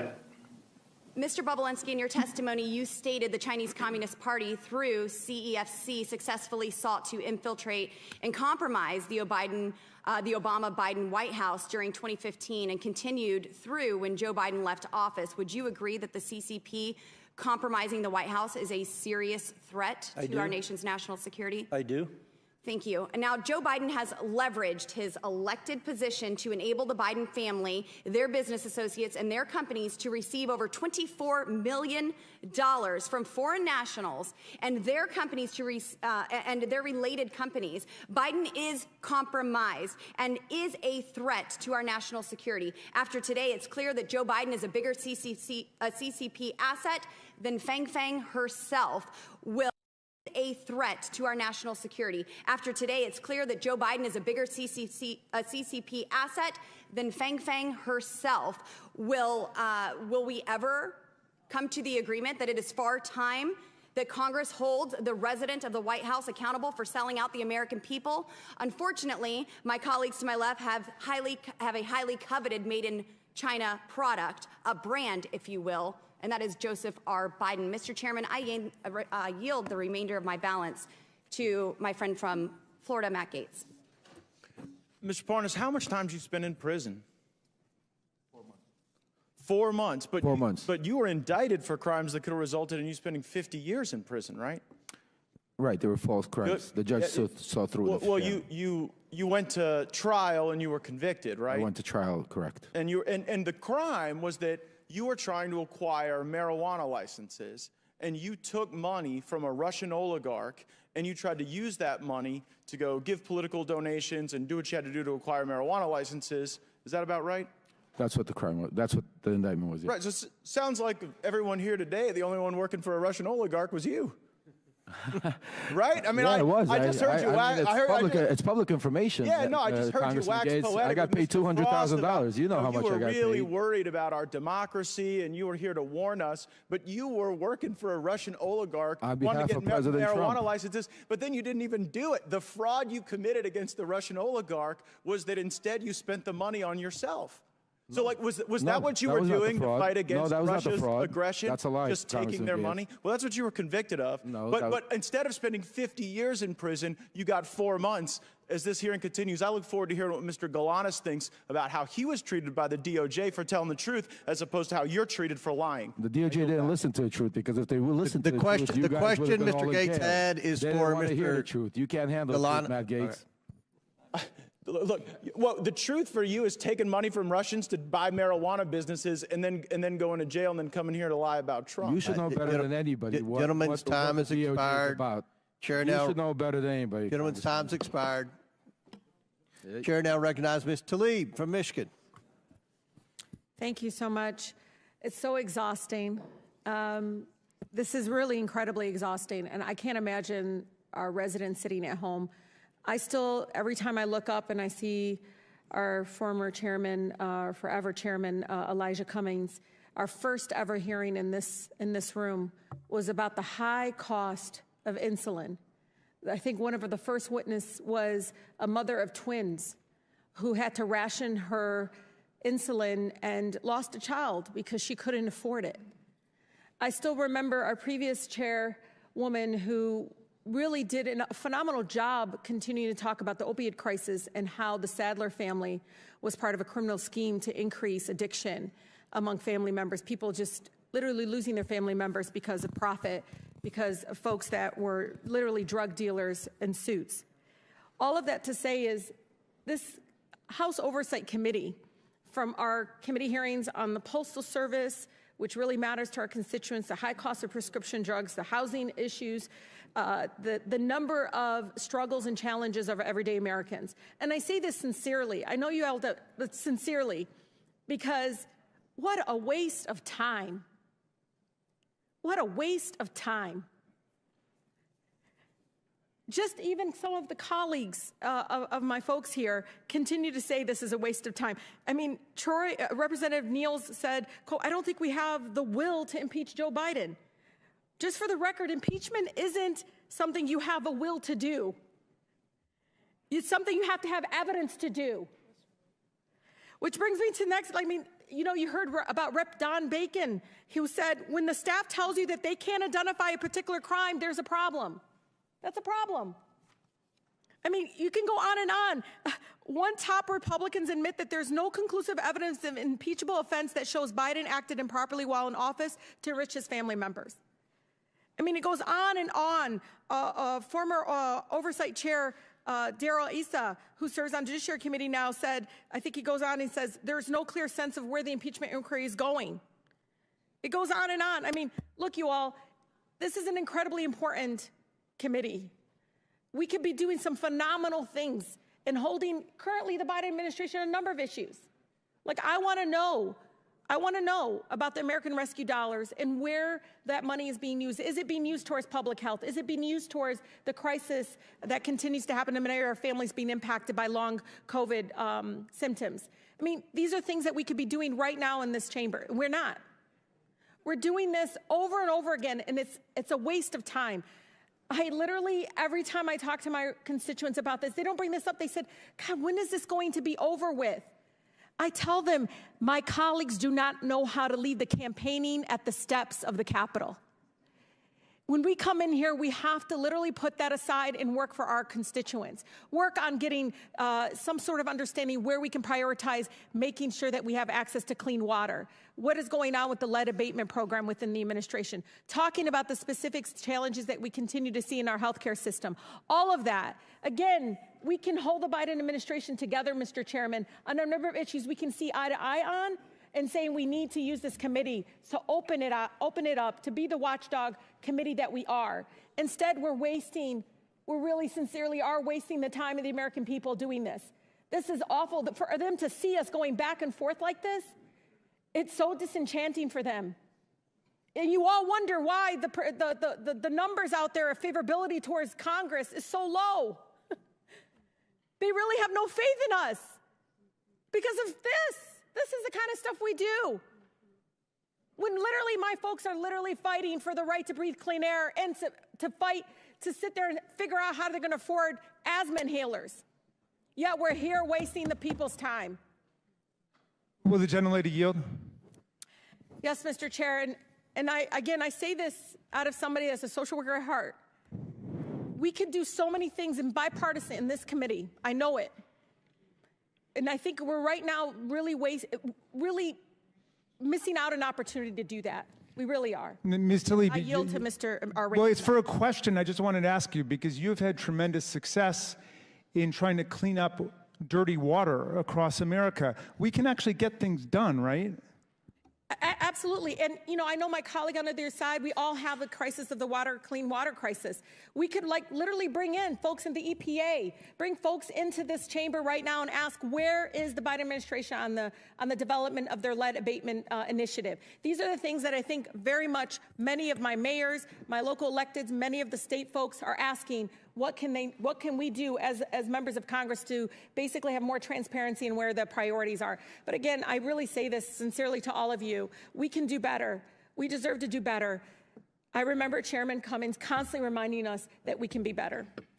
Gentlelady's time's expired. Before I recognize Representative Fry, for what purpose does Representative McClain seek recognition?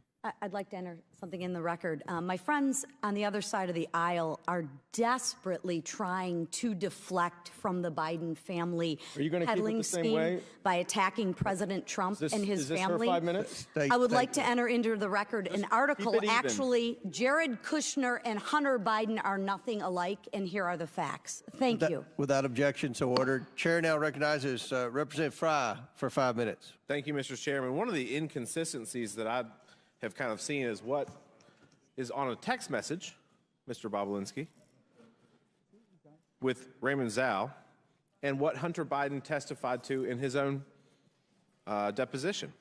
And so this is infamous. We've talked about this a lot. Z, please have the director call me, not James, not you or Jim. Have him call me tonight. I am sitting here with my father. We've talked about this a lot. We've kind of got ad nauseum to it. And in response, Raymond Zhao says, copy, I will call you on WhatsApp. So in Hunter Biden's testimony on page 105, he states that the Zhao that he sent this to was not the Zhao that was connected to CEFC. What do you say about that, Mr. Bobulinski? Well, I think what he's simply saying is he made a mistake. Not that he meant to send that text message, because it's crystal clear that that message was meant for Raymond Zhao, who was the interpreter for Director Zhang at CFC. But I think he tried to obfuscate in his testimony that technically maybe he made a mistake and texted it to the wrong person. I can't speak to whether then he corrected that, but I do know, based on the communications, that he got on the phone with Raymond Zhao and set the record straight and exactly went through what he thought he was sending him in that message, because it's followed up where they say, they sort of snap to and say, we'll cooperate with the family. Why were they willing to cooperate with the family? Because effectively they were bribing the Biden family to get them to help them with the 4 unsealed indictments in the SDNY, which is the only thing that mattered to CFC. And Raymond Zhao, you said he was an interpreter, but he was a little bit more than that, too. He was like a chief of staff interpreter. Correct. So he was kind of the handler for the CEFC business. Yeah, he spoke good English. Director Zhang spoke very little English. Right. So to the extent that this was the wrong Zhao, I mean, I'm no rocket scientist, but if I get a text message and it's somebody that it's a different Russell, I'm going to say, you've got the wrong guy, correct? Yeah, I believe Henry Zhao probably, his argument is he sent it to Henry Zhao. I'm assuming there's a text message somewhere where either Henry Zhao responded, hey, I think you meant that for somebody else. Instead, we just see, copy that. I'll call you on WhatsApp, right?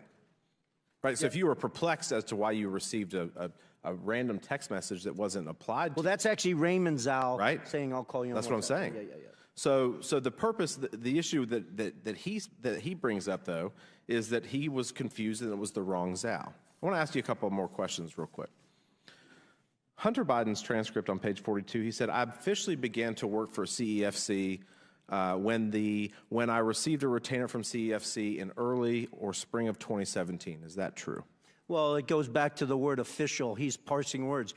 Hunter Biden started working for CFC in the fall of 2015 and worked for CFC throughout 2016. That was confirmed to me by him, by James Gillier, by Rob Walker, numerous face-to-face conversations on it, numerous meetings. So this is not true. On page 48 of his transcript, Hunter is asked, he's never interacted with any of your business associates. Is that correct? The he's referring to is Joe Biden. Is that true? That's a lie.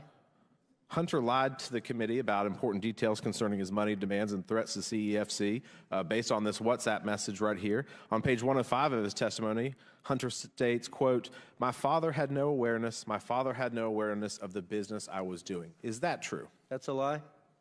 You also talked about how Jim Biden also lied extensively throughout his own testimony, and that Jim was selling plausible deniability for many years so that he could not tell the truth from a lie. On page 100 of Jim Biden's transcript, Jim is asked, do you recall having a meeting with Hunter Biden and Tony Bobulinski and Joe Biden? Jim's response was absolutely not. Jim states that Joe Biden never met with Tony Bobulinski. Is that true? That is a lie, and I'm shocked that his lawyer sitting next to him, a former U.S. attorney, allowed him to say that lie 3 different times in that transcribed interview. Right. When pressed, he continued to double down on that. He got excited. His lawyer had to calm him down, and he continued to lie about it. On page 124 of the transcript, Jim Biden states, quote, it was Hunter Biden, myself, Gilliar. I don't know. It was the 5, okay? And everybody was 20% okay. You know what?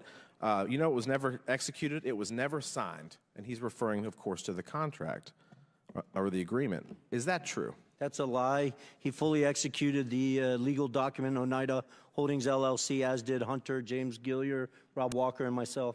Thank you for your testimony today. Thank you. Yours has been the consistent testimony throughout this process, unlike the other people who have come before this committee. And with that, Mr. Chairman, I yield back. Very good. Chair now recognizes Ms. Presley from Massachusetts for 5 minutes. Thank you, Mr. Chairman. When Elijah Cummings was the chair of this committee, he often reminded us that our role was to be in an efficient and effective pursuit of the truth. So I'm going to try to do exactly that because this farce has gone 15 months, 10,000 documents, and 11,000 hours too long, and we've got a lot of ground to cover here. Mr. Parnas, thank you for being here. Last year, you wrote a long letter to Chairman Comer detailing your extensive role in the, quote, campaign orchestrated by Giuliani and Trump to dig up dirt on the Bidens and to spread misinformation about them through various networks, including government officials, journalists, and Fox News personnel, unquote. When that campaign failed to find dirt because, well, there was no dirt to be found, the former occupant of the White House demanded that Ukrainian political officials announce investigations into the Biden family in order to smear Joe Biden prior to the 2020 presidential election. Yes or no, Mr. Parnas, before Trump and Rudy Giuliani tasked you to try to find dirt on the Bidens in Ukraine, did you ever interact with Mr. Trump? Before they asked me, yes, I've had many interactions. Okay. And you wrote to the committee that in late 2018, you attended a holiday party at Trump's White House, as shown in this picture. Can you describe your interactions with Donald Trump during this party? Yes. We came to the event. It was a Hanukkah party. Rudy Giuliani joined us. We were supposed to all go to the residence, but at the last second, Rudy said to wait for him downstairs. He was going to go meet Trump himself and update him on everything that was going on. He went to meet Trump at the residence. We waited at the White House. Then eventually, when Trump came down to make a speech, Secret Service came up to us and said that the president wanted to wait for us at the Red Room. So we proceeded to the Red Room and waited for Trump to finish a speech. Then he came in, approached me, and basically shook my hand and said, Rudy tells me great things. Keep up the good work. Thank you. And then we proceeded to take pictures.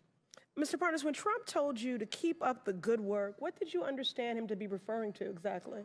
Well, at that point, the conversation was about Ukraine and Giuliani wanting me to go find Victor Shokin. So that's what I took it as keep up the good work, go get Victor Shokin on our way to Ukraine. And Mr. Parnas, after the party, did you interact with Trump again, or were you cut off from interacting with him?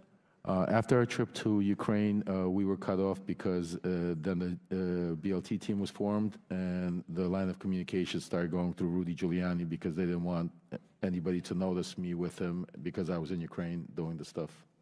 I see. So is it fair to say, Mr. Parnas, that you think you were no longer invited to interact with Trump to create a buffer between President Trump and your work with Giuliani to generate evidence of Joe Biden's misconduct in Ukraine? Oh, I was told that. Not that I wasn't invited. I was told that you're going to stop going to the events, to the private events and stuff like that because while you're doing this. I see. So despite President Trump's efforts to insulate himself from associating with you as you sought evidence of Biden corruption in Ukraine, you maintained your contacts with individuals in Trump's innermost circle, including Donald Trump Jr., correct? Absolutely, yes. Well, you know, as the saying goes, a leopard can't change their spots. And so, Mr. Parnas, you're a prime example of Donald Trump's habit of welcoming people into his inner circle and then creating distance or the appearance of it from them as he relies on them to commit improper acts. Now Donald Trump has demanded that Joe Biden be impeached, has enlisted oversight Republicans to do his dirty work in an attempt to try to win the 2024 presidential election by promoting the same lies about President Biden, lies that are firmly rooted in Russia's disinformation and propaganda effort to influence U.S. elections and undermine Ukraine in the midst of a vicious Russian invasion. I yield to Mr. Goldman. Thank you very much, Ms. Presley. I want to get back to this photograph here that I got cut off from before. You, Mr. Bobulinski, called a number of people liars, 6 FBI agents. I did not call this as 6 FBI agents liars. I'm talking. If you go to page... Well, you know better, Mr. Goldman. Okay, go to page 174 of the transcript, and you said it's not an accurate statement. It's a lie related to an FBI report. I didn't call them liars. Sorry, I don't have time. Be quiet. lie. Now, this is a photo that was provided by Cassidy Hutchinson after you called her a liar when she said that you met with Mark Meadows and received an envelope. Do you see this photo? Do you acknowledge that is Mark Meadows in the red hat? Didn't you tell me to be quiet? I don't... I asked the question, do you acknowledge that that's Mark Meadows? I don't... Maybe your person can walk it closer so I can see it? Mr. Chairman, would you indulge, just since he's not answering the question? 15 seconds over, but it may help. Well, let me just ask it very briefly. Is that you and Mr. Meadows buy Secret Service cars with you in a mask? Are you kidding, Mr. Goldman? I'm sitting 20 feet away from it. Go up to him, please. Go right up to him. And your time's expired. Okay. Maybe Mr. Swalwell will give you some time. Could he just answer the question? He can answer the question, right? So what I see in this picture is a Secret Service agent 5 feet from me with a full mask on, and a Secret Service agent sitting in a Cadillac Escalade with all the windows up with a full mask on. Is that so you're making it a big deal? The person in the red hat? It's the back of his head. I don't. Is that you talking to the person in the red hat? Why don't you ask me this, Mr. Goldman? Did I meet Mr. Meadows at a Trump rally in Rome, Georgia? I did. I acknowledge that. You, Mr. Goldman. I did. Mr. Goldman. But Cassidy Hutchinson is a liar. Cassidy Hutchinson's a liar because she said that he handed me an envelope. Mr. Meadows didn't give me a single thing. Now, Chair recognizes... Glad we have the clear story. Your time's expired. Maybe Mr. Swalwell will yield you some time. Chair now recognizes Mr. Langworthy from Buffalo for 5 minutes. Thank you very much, Mr. Chairman. Glad it's so quiet in here. On the first day of the Biden presidency, then Press Secretary Jen Psaki claimed that President Biden's objective and his commitment was to bring, quote, transparency and truth back to government, to share the truth even when it's hard to hear. That is obviously laughable, just about as laughable as when Hunter Biden claimed that he was trying to avoid wire fees when he had Rob Walker launder a $1 million payment from a Chinese company through 16 different bank wires to Hunter, Hallie, and Jim Biden's accounts. If you're trying to avoid wire fees, then why send 4 different wires over 3 months to the same account? It's a total joke. A glaring example of President Biden's failure to live up to his promise to bring transparency is his influence peddling in Ukraine, where he pressured the Ukrainian government to fire Prosecutor General Viktor Shokin, who was investigating the owner of Burisma. While Joe Biden was vice president in 2014, his son Hunter Biden was asked by Burisma's owners to join the board, a paid position. The committee has sought documents from the administration regarding Vice President Biden's influence peddling in the Ukraine. The administration, which claims transparency, has failed to produce these documents. I'll give you an example. On September of 2015, the United States was steadfast in its belief that the owner of Burisma was the face of corruption in Ukraine. The administration vowed to work with the Prosecutor General to tackle corruption in the country. However, that all changed after a phone call from Hunter Biden and the owner of Burisma to Hunter's Washington, D.C. associates in 2015. A few days later, Vice President Biden delivered a speech to the Ukrainian legislature and privately pressured the Ukrainian president to fire the prosecutor general. The Oversight Committee has asked the White House for drafts of Vice President Biden's speech to the Ukrainian legislature from 2015. They have withheld those draft speeches for nearly 7 months. To this date, we have not been able to review them. We all want to know whether there were edits to the speech after Hunter called D.C. We all want to know whether the then Vice President, changed course to protect his son and his corrupt business associates. We all want to know whether the Biden family's business dealings affected American policy towards the Ukraine. The White House claims to be committed to bringing truth and transparency to government. It just seems like it's only interested when it's convenient for his administration. Now, Mr. Bobulinski, did Hunter ever tell you at any point the value of the Burisma income to him? Call him ever mentioning that to me. Okay, did he ever say it was his only income at that time? Oh, okay. Actually, I stand corrected. There's a text message. I never discussed it with him. I was in Monaco at the Grand Prix. He was in Monaco for the Burisma board meeting. He set up a meeting with me. He didn't show up at that meeting. Obviously, you can imagine I wasn't too happy. And he responded to a text me asking him what's going on. And in that text, he states he's on the back of Kola's yacht fighting for the only income he has, but it wasn't from Burisma, it was from the Kazakh deal that he's talking about. I never discussed that with him after that. That was a single exchange between him and I. No. Corruption and a lack of transparency from the Biden family have been common themes through the House Oversight Committee's investigation. And even when asking for simple drafts of then Vice President Biden's speech in the Ukraine, the White House has been anything but transparent. President Biden has done and will continue to do everything in his power to cover up the truth, especially when it's hard to hear. And I yield back, Mr. Chairman. The gentleman yields back. Mr. Bobulinski yields back to me for 1 minute. Is there anything that you want to respond to? No, you don't worry about Mr. Goldman. We don't pay any attention to Mr. Goldman either. But is there anything that anyone said up here that you want to take about 55 seconds to respond to?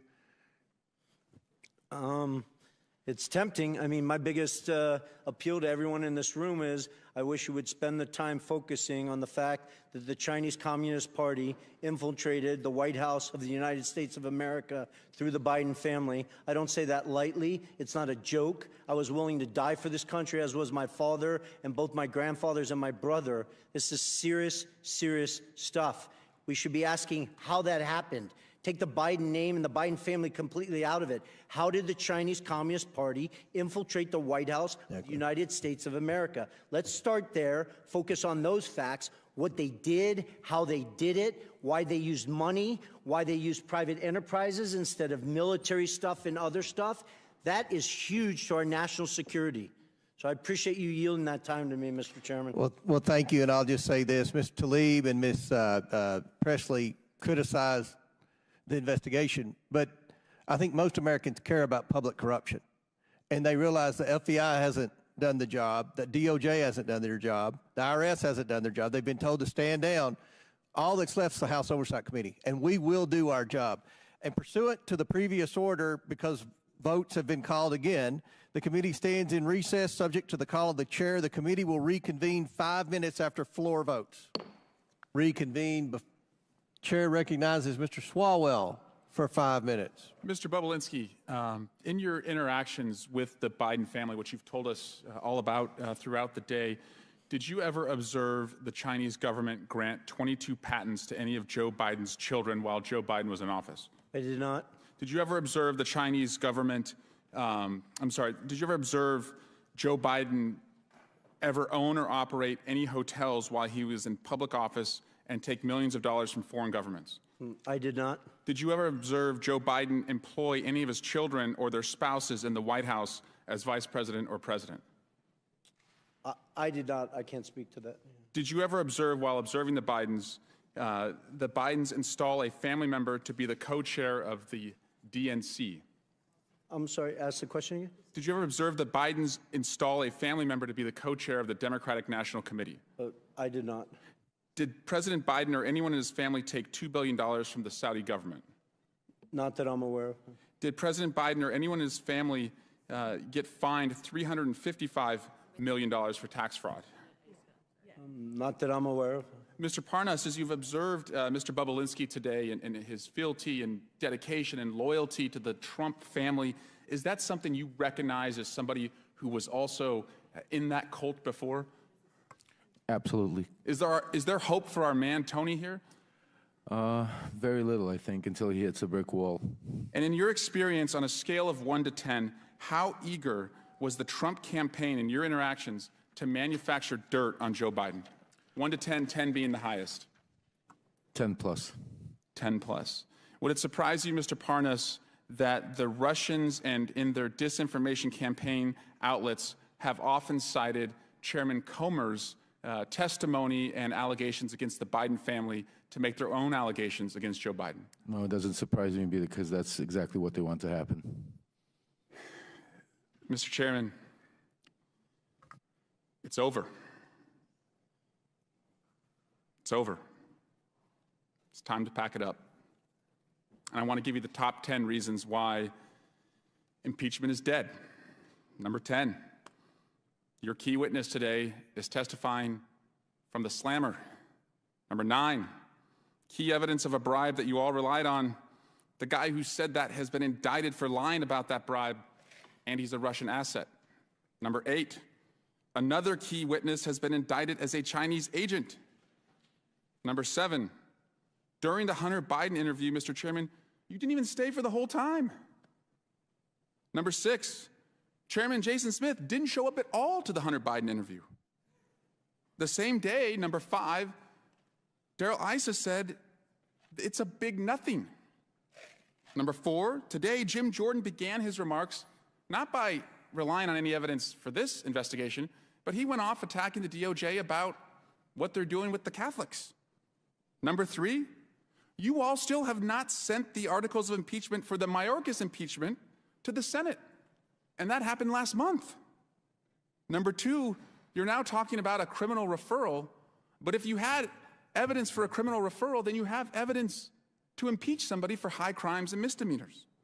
And number 1, and I'm sorry to say this, Fox News isn't even carrying this today. In fact, one of their anchors, as they broke away 10 minutes in, said, this is the same hearing over and over and over. At what point are you going to fish or cut bait? So I just have to tell you, it's over. Impeachment's over. Dunzo. Bye-bye. Rigor mortis. Lights out. Curtain drop. Mic drop. Peace. Adios. Sayonara. Au revoir. Or a language that you all understand. Doi siv danya. Did I say that right, Mr. Parnas? Yes. I dare you to impeach, but you won't because you don't have the evidence. And because you don't have the evidence, you don't have the votes. Guys, it's dead. And so I'm here to pronounce the time of death.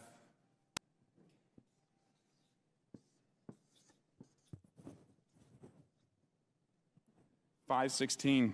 Say it in Chinese. Impeachment is dead. 516. Biden impeachment's dead. Joe Biden has been acquitted. Gentleman's time's expired. Chair now recognizes Ms. Luna from Florida for 5 minutes. Mr. Parnas, I want to read to you a few quotes from a letter that you wrote to the House Oversight Committee. First, you said that I will remind you that Slachewski's answers are in the report that the House Oversight Committee published. In this document, he stated that Hunter Biden was never asked or assigned to speak with anyone in the U.S. on behalf of Burisma. Mr. Parnas, are you aware that according to Amos Hochstein, a U.S. State Department official, in a transcribed interview with the Senate, Hunter Biden requested to have a meeting with him in November of 2015. Mr. Hochstein testified that he met with Hunter Biden and they spoke about Burisma. So yes or no, that statement that you made to House Oversight was incorrect? The statement was correct because that statement. Yes or no? The statement is coming So are you from the saying yes, words it of was? the CEO Burisma. It's directly This was his conflicting with answer. Those were testimony. not- Next question. Rep, that was not There my were no answers. political Those are or answers lobbying from the firm CEO efforts on behalf Burisma. of Burisma in your statement that you made to House Oversight. Mr. Parnas, are you aware that Burisma's engagement of Blue Star Strategies, which was a lobbying firm that was lobbying the U.S. government on behalf of Burisma, and Mykola Zlochevsky, and according to Sally Painter and Karen Termitano, the heads of Burisma. So that statement, again, that you wrote to this committee was incorrect, yes or no? No, you're incorrect because No, I that said, is incorrect. You're directly conflicting with that. No, My final no, question the for you, Mr. the Parnas, answers were given is by, next not you by wrote that me, nobody by from the CEO company of Burisma. Burisma has ever spoken to Joe Biden. It's okay, Chairman, I got him. Mr. Parnas, Devin Archer testified to this committee that Vadim Pecharsky, the corporate secretary of Burisma, sat down for dinner with Joe Biden. So that statement also was incorrect that you wrote to this committee, yes or no? No, it's not incorrect. Mr. Chairman, I think this witness's credibility is shot. I'd like to give the remaining of my time to the amazing representative from Florida, Representative Matt Gaetz. Very good. The Democrats could have sent anyone. They could have sent Hunter Biden. They could have sent Joe Biden. They could have sent Rob Walker. They could have sent Devin Archer. The Democrats could have sought any person to come and refute the direct evidence backed up by bank statements, backed up by calendar entries, backed up by emails, backed up by text messages.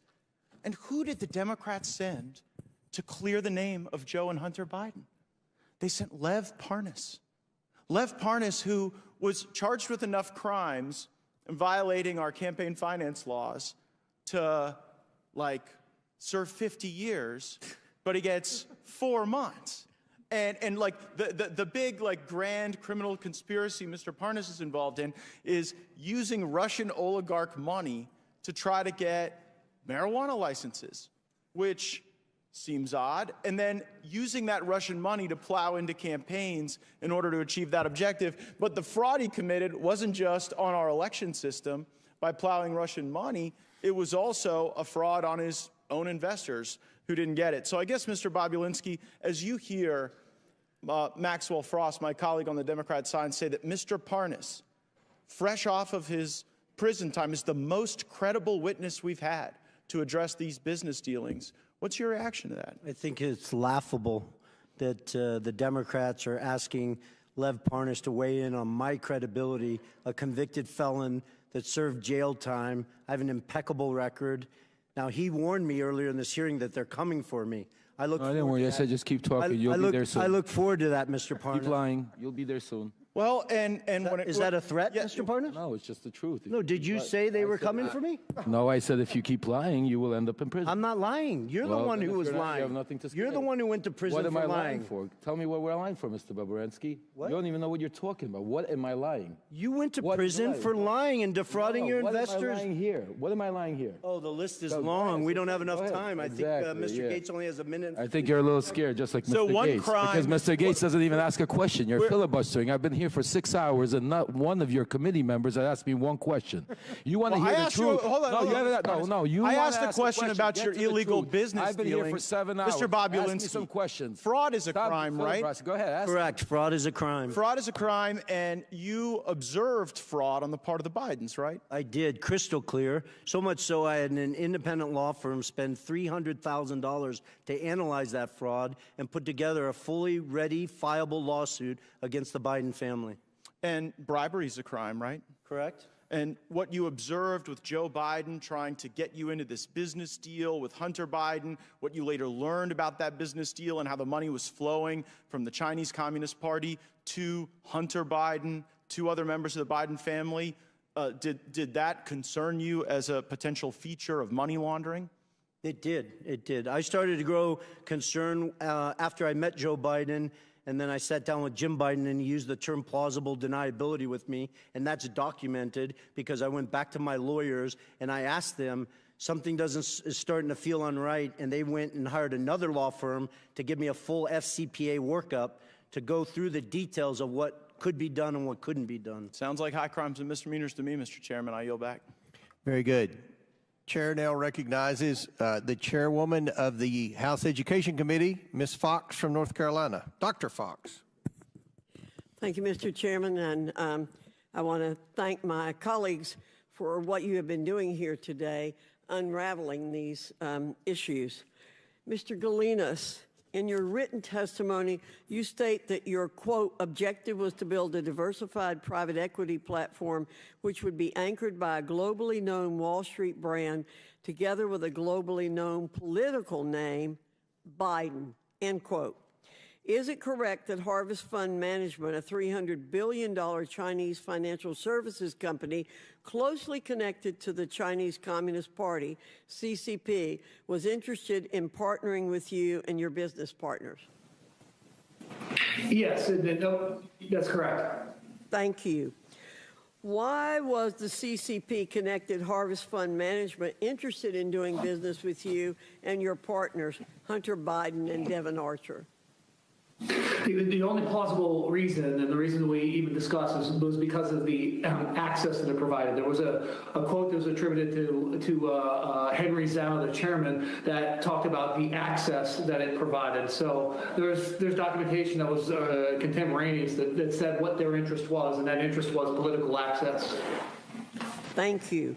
Is it correct that Harvest Fund Management believed that Joe Biden would take a seat on that company's board after his vice presidency ended?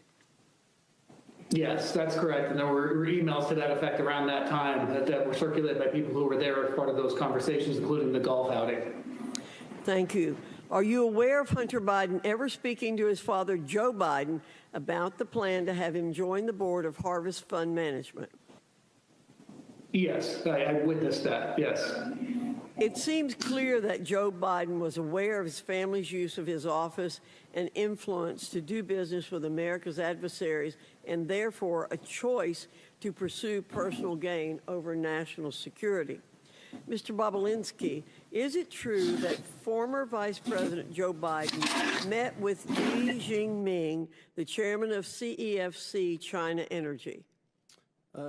It is based on Rob Walker saying yes to that in a transcribed interview. I personally was not at that meeting. When did this meeting take place based on what Mr. Walker said? Yeah, in my understanding, it would have been February 2017. After they had a meeting in Miami, I believe James Gilliard got on the corporate jet of CFC and flew with Yi Jianming and Director Zhang to D.C. in preparation for that meeting. After this meeting with former Vice President Joe Biden and Chairman Yi, were any payments made to the Biden family or associates? Yes, well, it gets to that point of obfuscation. $3 million was wired to Rob Walker's account on March 1st. Actually, they sent two wires. The first wire got kicked back, and then they sent a second wire on March 1st, 2017 to Robinson Walker, LLC. And then, as your committees walked through today, they parsed that out to the Biden family in numerous different payments. Thank you. Mr. Chairman, it is clear that Joe Biden is the common element in all of Hunter Biden's attempts to do business with China. There's a pattern emerging that the Biden family and associates, including Joe Biden himself, deliberately chose personal gain over the safety and best interest of the very Americans Joe Biden was elected to serve, protect, and defend. With that, I'll yield the balance of my time to Mr. Gates. Hunter Biden's deposition. Question. Do you think some of your business associates we've spoken about today, Mr. Archer, Mr. Bobulinski, Mr. Galanis, do you think they had an expectation that your dad had any role or involvement in any of your joint business dealings? Answer from Hunter Biden. Not an expectation from me. There was never a single time I can remember saying, hey, we'll get my dad involved. Hey, let's get my dad on the phone. Hey, let's, what can we get out of dad for this? Mr. Galanis, what's your reaction to that testimony from Hunter Biden in light of you describing the Biden lift? I think it's patently false. It's belied by emails, and I think that there's documentation that says that that's just an untruthful statement. And what I'm trying to understand, Mr. Galanis, is there you are sitting in a prison cell for a financial crime where you were an associate with Hunter Biden and some of the other players there, and they're out enjoying Southern California, and you're sitting in a prison cell, and they've got the ability to come and give this false testimony to Congress. Is it your belief that the Biden Justice Department retaliates against people who speak out against the Bidens and their crimes? I'm living that. I think to clarify, I took responsibility for my crimes. I pleaded guilty. I've served 8 years, clean conduct, and I think I've rehabilitated myself quite a bit in that period of time, and evidence, a track record. But I would say that there is unquestionably a pattern of two tiers of justice, and that's become a popularized term, and it's something that a lived experience that I've gone through. Yield back. Before I recognize Mr. Waltz, for what purpose does Mr. Bigg seek recognition? I want to include an article in a record. The article is entitled, "Tlaib renews her, quote, impeach the MFer, close quote, call against Trump." Without objection to order, for what purpose does Mr. Gates seek recognition? Mr. Chairman, I seek unanimous consent to enter into the record the press release from the Department of Justice. Lev Parnas sentenced to 20 months in prison for campaign finance, wire fraud, and false statement offenses. Without objection, so ordered. Chair now recognizes Mr. Waltz from Florida. Thank you, Mr. Chairman, and I find it incredibly rich. Mr. Swalwell is going to come to this committee and lecture us about how China penetrates our government. I think that's something he may know a thing or two about. But let's talk about how China has penetrated the highest levels of this government, including this president and this White House, because I think the visual is incredibly important. Mr. Bobulinski, Hunter Biden portrayed Chairman Yi, the chairman of CEFC, to Jim Biden as a protege of Xi. Is that accurate? Not only is it accurate, and it wasn't just Hunter Biden, it was James Gilliar, Rob Walker. I wouldn't have used the word protege. They just basically, You don't run China's largest state-owned energy company without being close to Chairman Xi. Correct. Right, fair enough.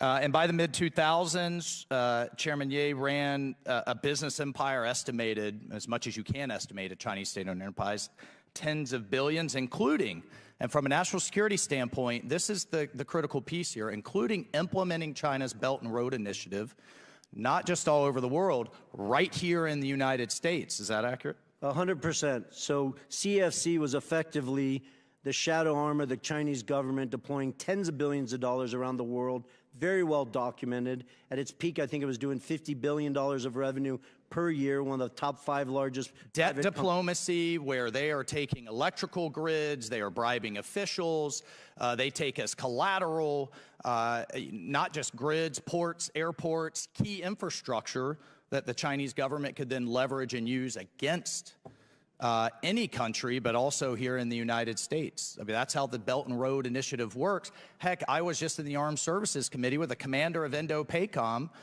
our Pacific Command, talking about how China is basically gobbling up infrastructure around the world, including here. So by the mid, 2015, 2016, Hunter Biden's developed a very lucrative business relationship. By 2017, Hunter Biden's forged such a partnership with Chairman Ye that he planned to share an office space with him, and then just removed Vice President Biden at the House of Sweden in Washington, D.C., correct? Correct. So here's what's interesting, and building on Chairman Fox's questions, within days of him leaving the vice presidency, ostensibly for work performed, $3 million flows through these shell companies that we've depicted here. I mean, you could see how complicated this is, but the key piece is the flow to Hallie Biden, to Jim and Sarah Biden, to Hunter Biden and his various affiliates. And the kicker here, Mr. Chairman, is that we know Hunter is then complaining about paying all his dad's bills. He's complaining to the other relatives, saying, you freeloaders, I'm having to use all this money to pay the big guy's bills, house renovations and all kinds of things, correct? Correct, and it's important for the American people to understand the $3 million was 3 of $20 million that the Bidens expected to be paid for the work in 2015 and 2016. Mr. Chairman, and that's not just my word, that is documented. That's all documented, bank records, text messages, emails. Mr. Chairman, Bob Menendez's wife can't get paid by the Egyptians and then provide that money over to pay Goldbar Bob's, Senator Menendez's bills. I can't have my daughter get paid by, I don't know, Kazakhstan, Russia, and China, and then pay my bills. Right.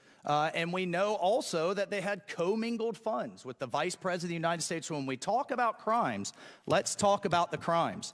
We know he perjured himself. That's a crime. We know he was acting as a foreign agent.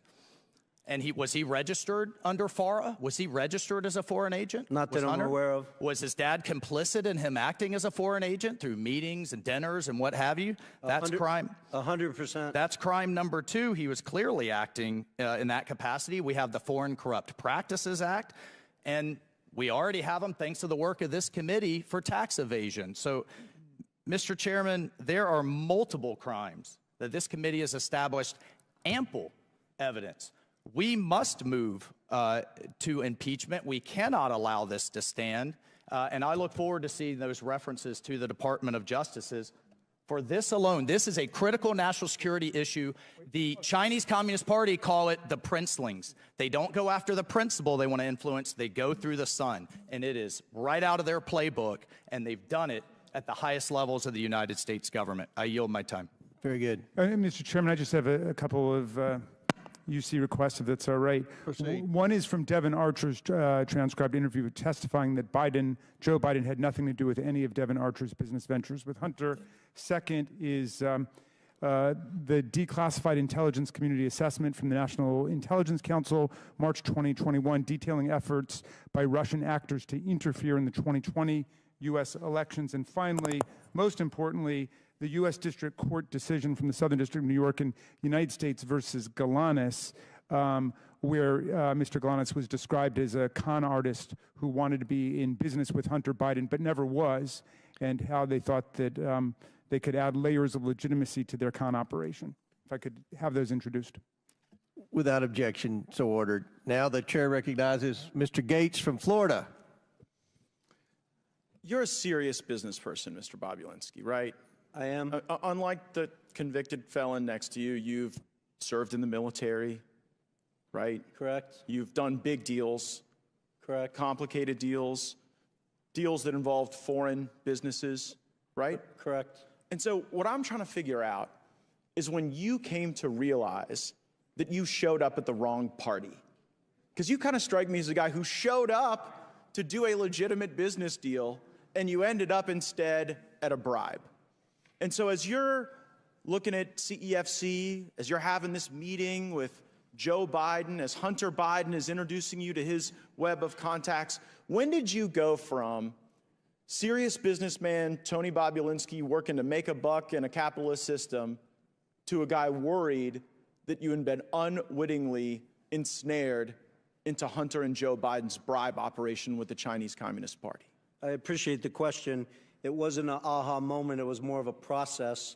I am a serious businessman, demonstrated by the different deals I've done around the world and the success of them. But it started, remember, the Biden family wasn't my entry into this. James Gillier, who I'd known for over 10 years, who traveled the world doing business, kept trying to get me involved. I really had no interest. I sat down in the spring of 2017 to walk through things, and then I quickly put together 2 businesses, Sinohawk and Oneida.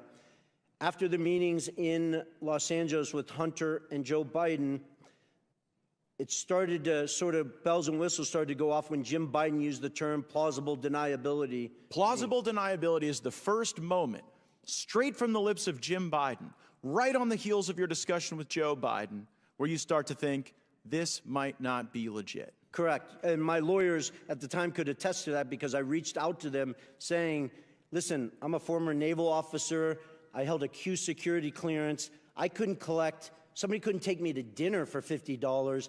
This just does not make sense to me. But you proceed, and then later this thing starts to get a lot uglier. What's the moment you go from, okay, your spidey senses are up, you're analyzing this, to now you know this is a crime that you are bearing witness to? The end of July, when the Biden family put them right front and center in the middle of a $9 billion transaction between the Russian state-owned energy company Rosneft and CFC, a surrogate for the Chinese Communist Party. And was there ever a time in the deals you were involved in where you started to see the money move around the legitimate business enterprise and toward the pockets of the Bidens? Well, the challenge, Mr. Gates, with that is at the time they moved the money, right? You guys have the text messages where Hunter Biden shook down Director Zhang, but I was not aware of that. I spent a year asking questions of, this doesn't make sense to me, where's the money? I stepped in and had lawyers work to dissolve the two entities. I didn't know till years later that they had defrauded me, they had gotten paid all this money, and all this craziness. The amount of facts, it just seems pretty simple. This is either a bribe or a business. It was a bribe from the Chinese Communist Party. And I don't say that lightly. There's 1,200 pages, 8 days of testimony in the Southern District of New York. I encourage everyone watching me, hearing me say this, they're publicly available. Go read them.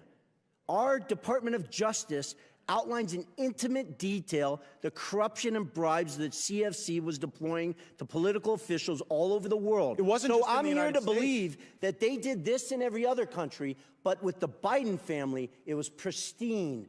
It was an actual clean business. That's absurd. And you came to know that, and that's when you blew the whistle, right? That's when you started to get worried, when you saw Joe Biden. I stepped away from it. There's the whistleblowers. I can't give them kudos enough for the bravery and the risk they put their family in.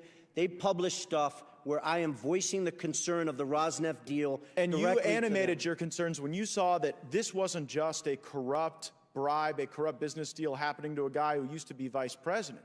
When you see that everyone's made a big deal like you're a bad guy, that you showed up at the debate, or you're trying to give life to these facts that you've observed, that it's so bad that you did that during a political contest. But observing this, it kind of seems like it would be unpatriotic for you to stay quiet. Of course. And so, I mean, Joe Biden running for president clearly motivated the Chinese to consummate this bribe. Did it also motivate you? Well, I didn't want to go public. I wanted to simply unload all the facts, personal experiences. It's funny, there's 18 people on this committee with law degrees, including, I think, Mr. Swalwell. Evidence, firsthand testimony, is the most powerful evidence you have. I've given it, Mr. Galanis has given it, along with a whole host of other witnesses. Then, on top of that, I have thousands of documents and pages of legals and stuff like that. That's what's interesting, I wanted Mr. to simply Bobulinski. give this information. Yeah, Congressmen and senators. No and one let them questioned do any their of your job. facts. Yeah. No one brought a single piece of evidence that even for a moment discredited any of the truthful testimony that you've given us. No, they my did time's not. expired. I yield back. Gentleman yields back. That concludes our questioning. Again, want to thank the witnesses. We are going to close now, and I will yield to the ranking member for a brief closing statement. Great, and I'll take an extra 32 seconds as Mr. Gates did. Well, and while we're on Mr. Gates, he seemed to be upset about a couple different things. One was fraud, which was fascinating to me, given that his hero, Donald Trump, has just been convicted civilly of bank and insurance fraud in New York in a civil case, and now owes, I think it's $454 million, unless that's gone up with interest. I think he's having a hard time making that, but I'm sure that Mr. Gates' constituents will help him out as they're shaking down Republican voters. You can pay either for Donald Trump's criminal lawyers or his civil lawyers. That's the big political choice, I suppose. He's also upset about China. Well, if you check out the Democrats' report, White House for Sale, how princes, prime ministers, and premiers paid off President Trump, you'll find that China actually gave more than $5 million to Donald Trump while he was president of the United States in direct violation of the Emoluments Clause, which says that nobody in federal office shall accept a present, an emolument, which means a payment, an office or title of any kind whatever from a king, a prince, or a foreign state.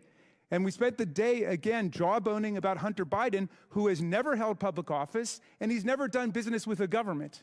And yet we have right in front of us, in front of our very eyes, mammoth corruption, unprecedented in U.S. history by Donald Trump as president. And my friends don't say a single word about it, but he wants to lecture Mr. Parnas about the illegal donations he made on behalf of pro-Trump super PACs.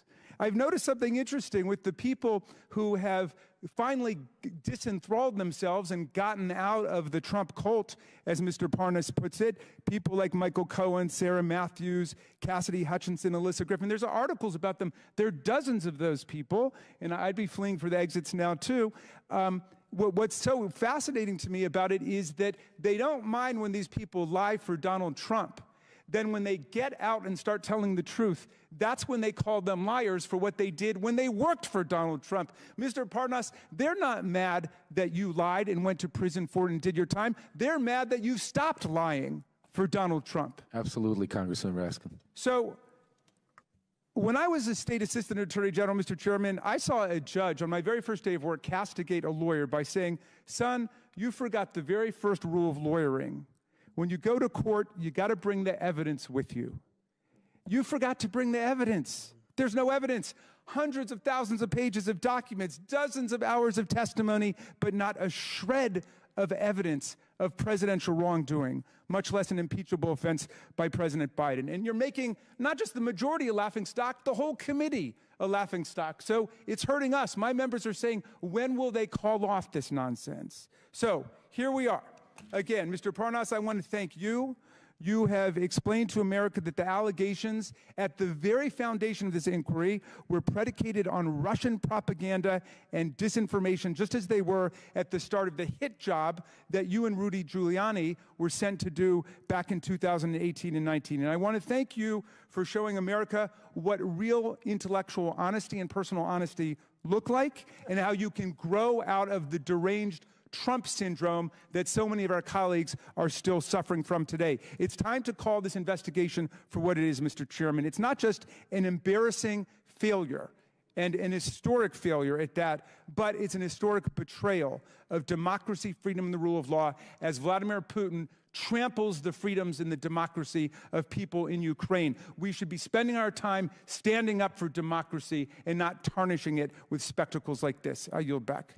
I should have brought my waiters from the farm. I want to thank our witnesses for being here today. Mr. Bobulinski, Mr. Galanis have delivered testimony in front of the American people directly implicating President Biden and his family's influence peddling schemes. Schemes that brought over $24 million into the Biden family and their business associates' pockets. For what? I never heard the minority say what they did or what business the Bidens were in. Mr. Bobulinski and Mr. Galanis have provided documents supporting these claims and provided hours of testimony to this committee. Mr. Bobulinski and Mr. Galanis have not changed their stories. Mr. Bobulinski and Mr. Galanis did not ask for this hearing, but they showed up for it because they have nothing to hide. I also invited Hunter Biden to this hearing, in part due to his own request that he be allowed to provide transparency and testimony before the American people. Or at least he did request this hearing, and then he sat for a deposition with the Oversight and Judiciary Committees. Now he's nowhere to be found. Mr. Bobulinski, Mr. Galanis, and others have implicated Joe Biden in the Biden family business. Hunter Biden denies his father's role in the Biden family business. This is a material discrepancy among witnesses of the highest order. I attempted to solve this problem by getting the witnesses in the same room together to straighten out any misunderstandings. It should be clear to the American people that Hunter Biden's word is as valuable as the fake services he was selling. And this committee will not play games or belittle the institution of Congress by allowing Hunter Biden to call the shots about who he testifies with or when he does it.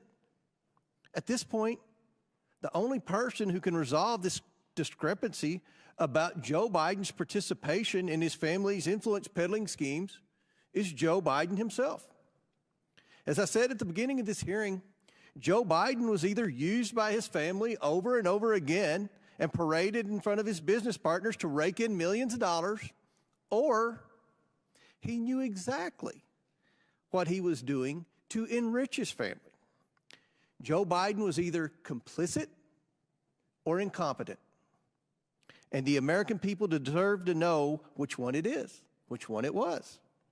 But neither is acceptable for the leader of the United States. I don't think anyone believes that this is acceptable behavior for the family of the President of the United States to receive tens of millions of dollars from our adversaries around the world, and they can't say one single thing they did to receive the money. Nobody supports that. I don't care if you're Democrat or Republican, if you're from a big city or a small town.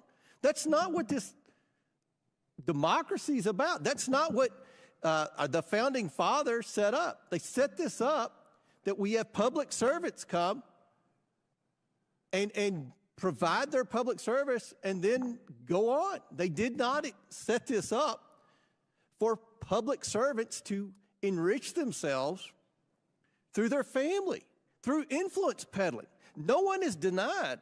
Is anyone denying, Mr. Raskin, that the Biden family was influence peddling? Nobody denies that the family was influence peddling. What we have here is a major discrepancy on what role Joe Biden played. We know the 3 former Biden associates say that Joe Biden was actively involved and knew full well what the schemes were, what the family was up to. But we have Hunter Biden testifying under oath that his dad didn't know. So in the coming days, I will invite President Biden to the Oversight Committee to provide his testimony and explain why his family received tens of millions of dollars from foreign companies with his assistance. We need to hear from the president himself. And I assure the American people that they will be able to evaluate for themselves the president's honesty and fitness for the office he now holds. With that, Mr. Chairman, are you going to invite Donald Trump to come and talk about his violations of the Emoluments Clause?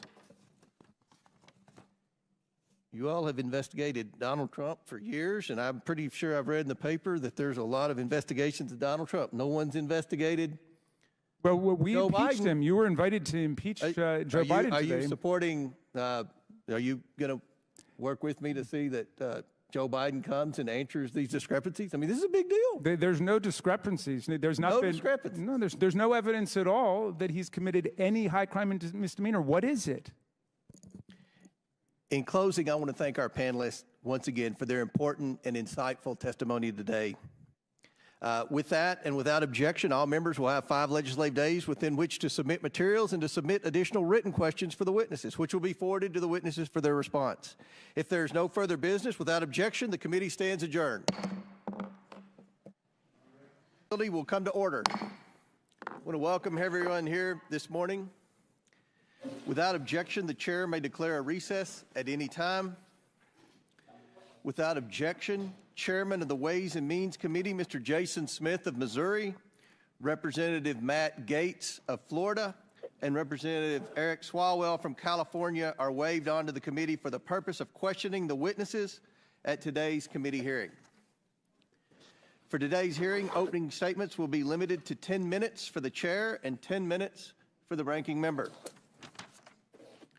The chair also notes that points of order pertaining to the engaging of personalities against the president will not be in order for the duration of today's hearing. Given that this is a hearing regarding this committee's impeachment inquiry, members must be allowed to speak frankly. The chair now recognizes himself for an opening statement. Today, the House Committee on Oversight will hear from witnesses who have previously provided information during our deposition and interview phase regarding the Biden family's business practices in China, Ukraine, Russia, and other places around the world. At the start of this Congress, the Oversight Committee has investigated what product or service the Biden family and their associates were selling that would justify over $24 million in payments. We've reviewed emails, bank records, text messages, suspicious activity reports at Treasury, and other evidence normally compiled during an expansive investigation such as this. The Oversight Committee has found no credible evidence of the Bidens providing any work product. The committee has identified no legitimate value or document or even one single hour of work the Bidens have provided their business partners. Nothing. What is apparent after over a year of investigation is that the Bidens do not work in any traditional sense of the word. They do not work as consultants or lawyers or advisors. The Bidens don't sell a product or service or a set of skills. The Bidens sell Joe Biden. That is their business. For months, we have heard Democrats desperately proclaiming that witnesses have told this committee that Joe Biden had no involvement in his family's business dealings. But where are those witnesses today? It's telling. Democrats haven't invited one of these witnesses to today's hearing. That's because they know their testimonies would not withstand public scrutiny.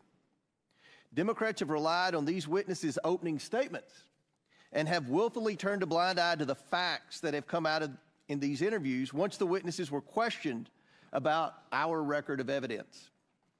Democrats now must rely on bringing in a distraction witness to talk about nonsense, and who can't talk about any of the facts brought by today's witnesses who worked with the Bidens.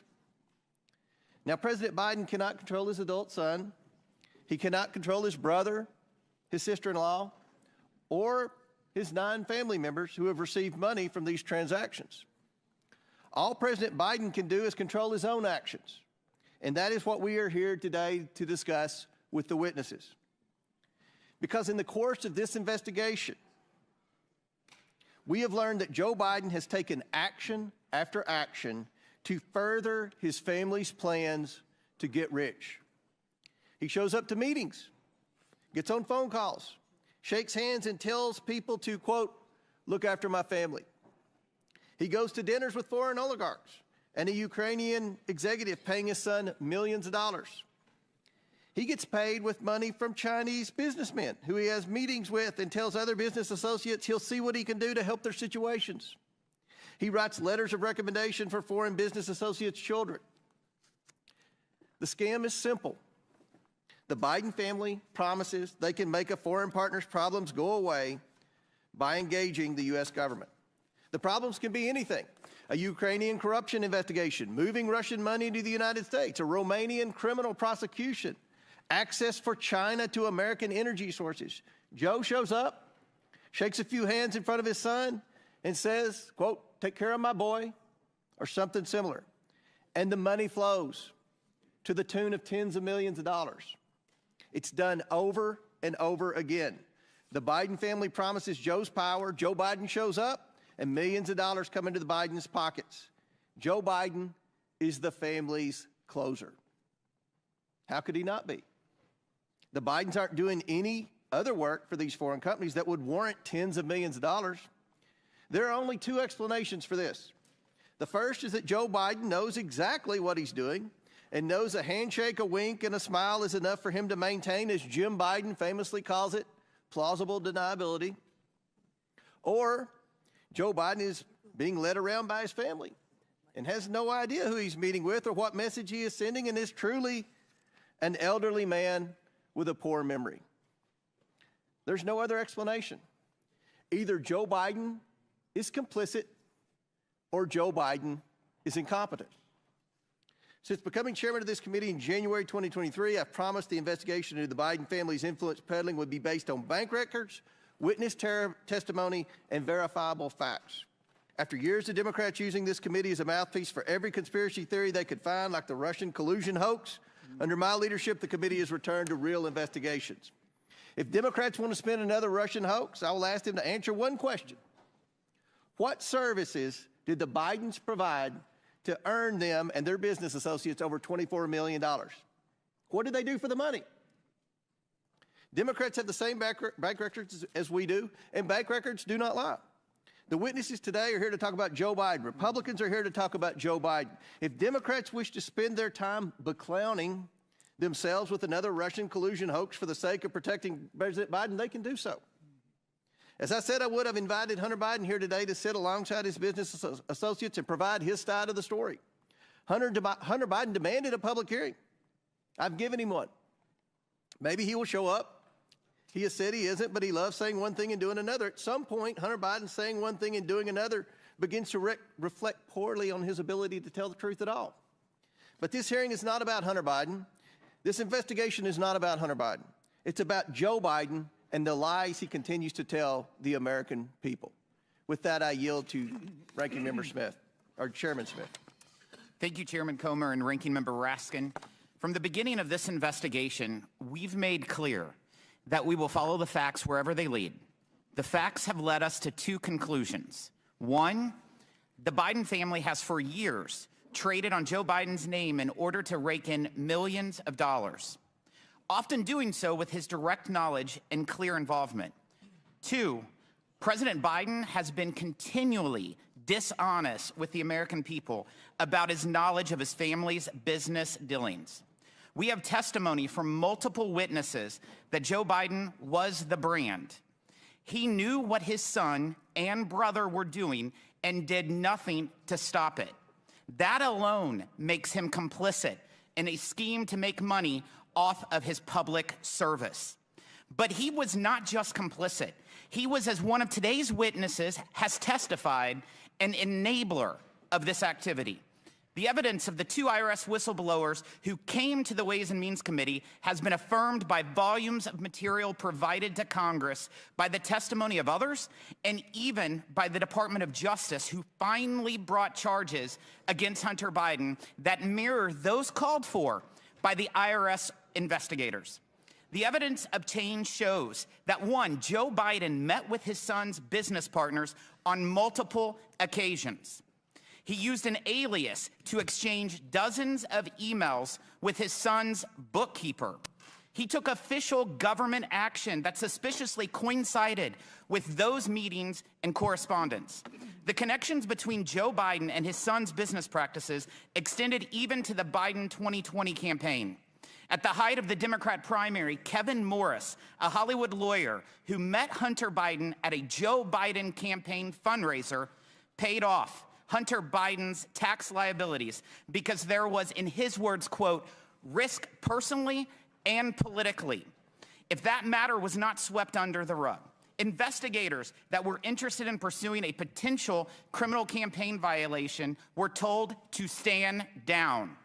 The Biden family relied on the Biden brand so much that evidence has revealed that Hunter Biden believed that, quote, all this stuff, meaning his legal troubles, would all go away when his dad became president. Why did he believe that? Because for years, the Biden family has personally benefited from Joe Biden's position of power. Joe Biden knew this, he did nothing to stop it, and he lied about it. I yield to Jim Jordan. Chairman Jordan. I thank the gentleman. Who planted the pipe bombs on January 6? Nobody seems to know. Who leaked the Dobbs draft opinion? You know, the leak that led to an assassination attempt on Justice Kavanaugh. How about this one? Who left cocaine at the White House? Biden administration doesn't seem to have time to answer these questions. They're too busy investigating parents at school board meetings, labeling Catholics extremists, retaliating against whistleblowers. They're too busy putting together a sweetheart deal for Hunter Biden, a deal that got laughed out of court. And oh, the guy who put together the deal that got laughed out of court, that's the guy they name special counsel. You know what Democrats do have time for? Going after President Trump. They've been doing it for 8 years. They spied on his campaign, then it was the Mueller investigation, 19 lawyers, 40 agents, $30 million, and found nothing. Then it was impeachment, then it was raid his home, then it was a special counsel, then it was the 14th Amendment. The party of democracy said, we're going to keep the guy off the ballot who's leading in every single poll. The ranking member said that President Trump should be disqualified from even running for office. Thank goodness we have a Supreme Court who disagreed with the ranking member and the Democrats. 9-0. Not 5-4, not 6-3, not 7-2, not 8-1, 9-0. They disagreed. Now Democrats say, how dare Republicans investigate Joe Biden? How dare they look into the money, the business, and the brand? Millions of dollars, as the chairman said, millions of dollars from foreign entities run through 20 different companies for what? 20 different companies for what? Devin Archer told us what it was for. Access to the brand. And the brand was Joe Biden. The brand that played rounds of golf, took calls and meetings, attended lunches and dinners with Hunter Biden and his business partners. The brand that said, the brand that conditioned $1 billion of American tax money on the firing of the prosecutor pressuring the company Hunter Biden sat on the board of. And oh, by the way, was getting paid $1 million a year. Today, we're going to learn more about that brand. We're going to learn more about what Mr. Galanis called the Biden lift. We'll learn about the plausible deniability that Jim Biden talked to Mr. Bobulinski about. And we'll hear about the statement, the rule that governed how the business operated around Joe Biden. The rule that said, say it, forget it, write it, regret it. So I want to thank our witnesses for coming here today. They, like the whistleblowers who came to the Ways and Means Committee, are doing it simply because they want the American people to have the truth. I yield back. Gentleman yields back. Chair now recognizes the ranking member for 12 minutes for his opening statement. Mr. Chairman, thank you very kindly. With any luck, today marks the end of perhaps the most spectacular failure in the history of congressional investigations, the effort to find a high crime or misdemeanor committed by Joe Biden and then to impeach him for it. In prior hilarious episodes of this long-running madcap series, America got to see the following. 1, nearly 20 fact witnesses who could not identify a single act of wrongdoing by President Biden, much less a high crime and misdemeanor, and who overwhelmingly testified that Biden was not involved in any of his family's business adventures. 2, 3 expert witnesses called by the majority itself who said nothing that they had seen in the tens of thousands of pages of documents adduced by the majority even remotely approached the level of a high crime and misdemeanor. Bank records which show exactly what all the witnesses told us, that Joe Biden was not involved in his family members' businesses.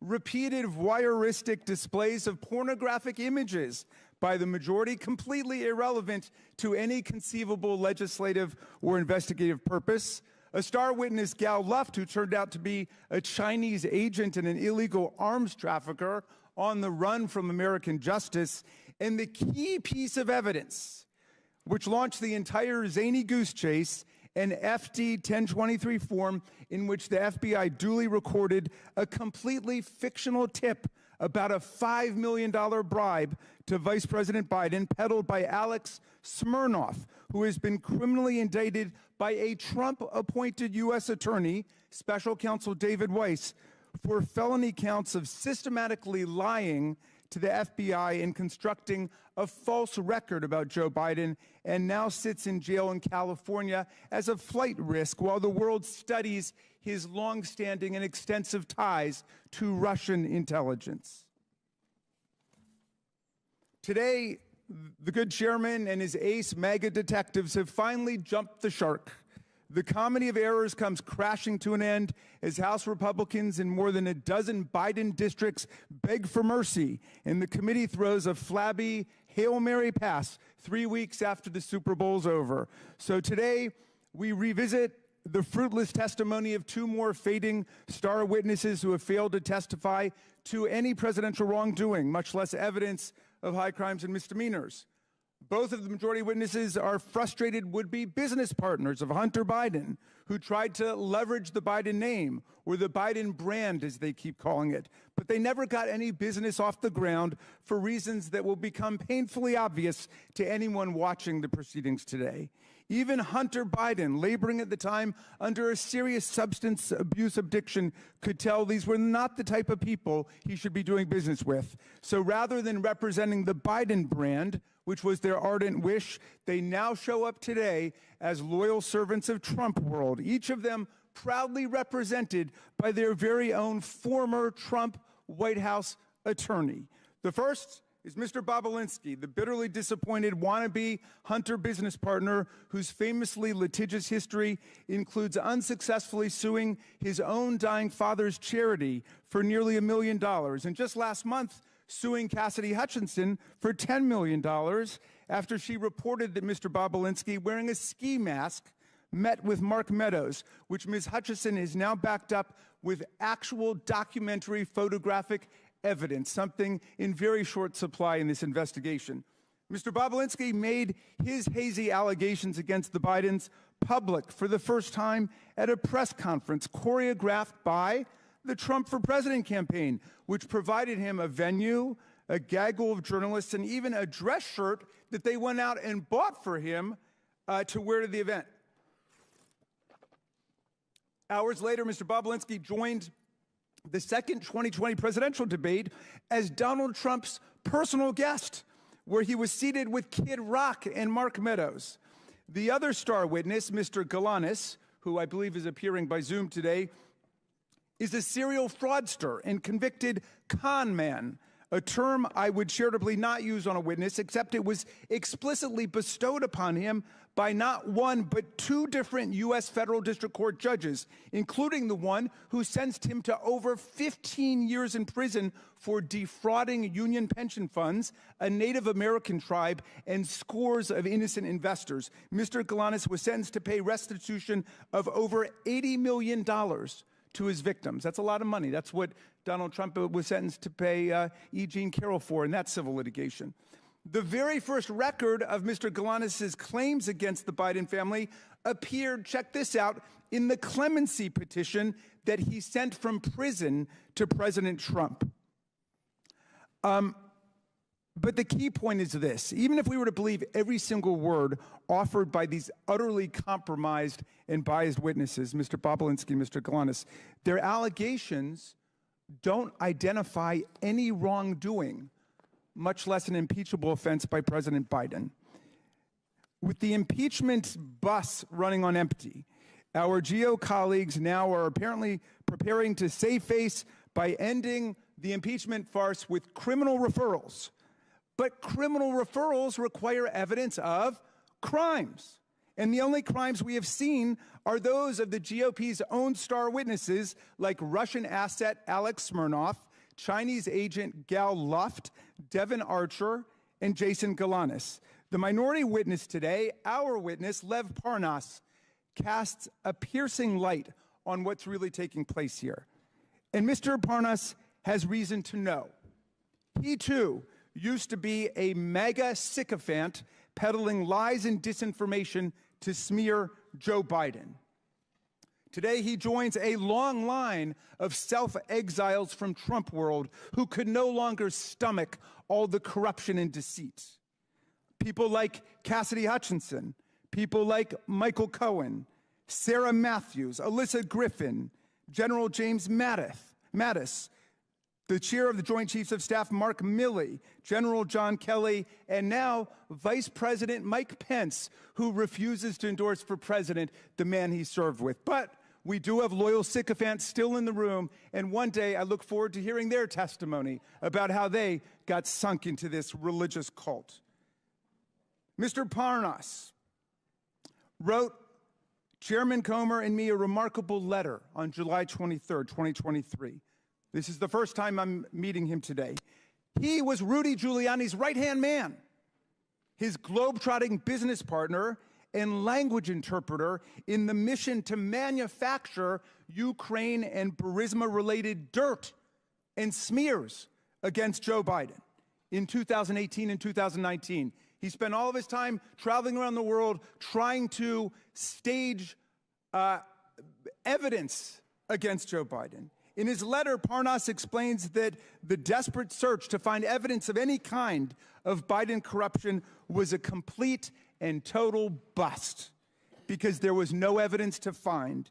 He wrote to tell us that not only is there no evidence in Ukraine that Joe Biden did anything improper, but more darkly, the manic search for a smoking gun against Biden became a mission to invent and concoct evidence out of thin air with the active help of Russian intelligence assets and agents. A man, I'm getting to Russia. You haven't heard anything yet, Mr. Chairman. A man who has reckoned with his own moral descent into Trump world. Lev Parnas is ashamed of what he did to serve the interests of Russian propaganda and Putin's lies. And he wants America to know the truth. He can explain how the Russian-stimulated conspiracy theories and lies that he promoted with Rudy Giuliani live on in the tiresome fabrication spread by Alex Smirnov and now repeated by this committee like Pavlov's dog. At every turn, my colleagues cry Russia hoax, even in the face of repeated warnings from Donald Trump's own Treasury Secretary and Secretary of State, from the intelligence community, from Robert Mueller, and most recently from Special Counsel Weiss, who was named to office by Donald Trump. As Secretary Mnuchin stated, quote, Russian disinformation campaigns targeting American citizens are a threat to our democracy. That's Secretary Mnuchin, someone that you guys usually defend, but my GOP colleagues continue to cry Russia hoax like cult members selling flowers at the airport. Our colleagues are the ones loyally amplifying the actual Russian hoax. Not the Russia hoax, the Russian hoax, the one that Giuliani and Trump and Smirnov have eagerly adopted from Putin and his agents. They participate in this hoax while they shamefully block $60 billion in military assistance to President Zelensky and the besieged Ukrainian people, 5 years after Trump and Giuliani tried to shake President Zelensky down for counterfeit dirt on Joe Biden. And while they continue to parrot these transparent Russian lies, Vladimir Putin wages his bloody aggressive war on Ukraine filled with atrocities like the mass kidnapping of children and the rape and slaughter of civilians. The MAGA right's wholesale adoption of this Russian hoax and their sellout of the Ukrainian people by the MAGA right is an historic betrayal of democracy, freedom, and the rule of law. But the defense of democracy begins with fidelity to the truth and the oversight Democrats, America's Truth Squad, against this disinformation is here today to set the record straight. I yield back to you, Mr. Chairman. I would now like to introduce our witnesses. Mr. Tony Bobulinski. Mr. Bobulinski was a business partner of Hunter Biden in a joint venture between a Chinese energy entity, CEFC. Mr. Bobulinski sat for a transcribed interview with the committee on February 13, 2024. Mr. Lev Parnas. Mr. Parnas was not a business associate of the Biden family. Mr. Parnas is an entrepreneur, a political activist, and an author. And Mr. Jason Galanis. Mr. Galanis was a business partner of Hunter Biden. Mr. Galanis sat for a transcribed interview with this committee on February 23, 2024. We asked the Bureau of Prisons to make him available in person today. They would only provide Mr. Galanis for virtual testimony. Notably, Mr. Galanis applied for CARES Act home confinement, and after a lengthy approval process, was approved for home confinement on June 9, 2023. On June 12, 2023, I issued a subpoena to Devin Archer for testimony. On the following day, June 13, 2023, Mr. Galanis' approval was reversed as a result of Department of Justice's intervention. So Mr. Galanis has remained in a federal prison facility. He is currently in Montgomery, Alabama. Mr. Galanis, can you please state for the record who else is in the room with you? Yes, Chairman, my counsel and advisor, Mark Paletta, and Nicholas Wise. Thank you.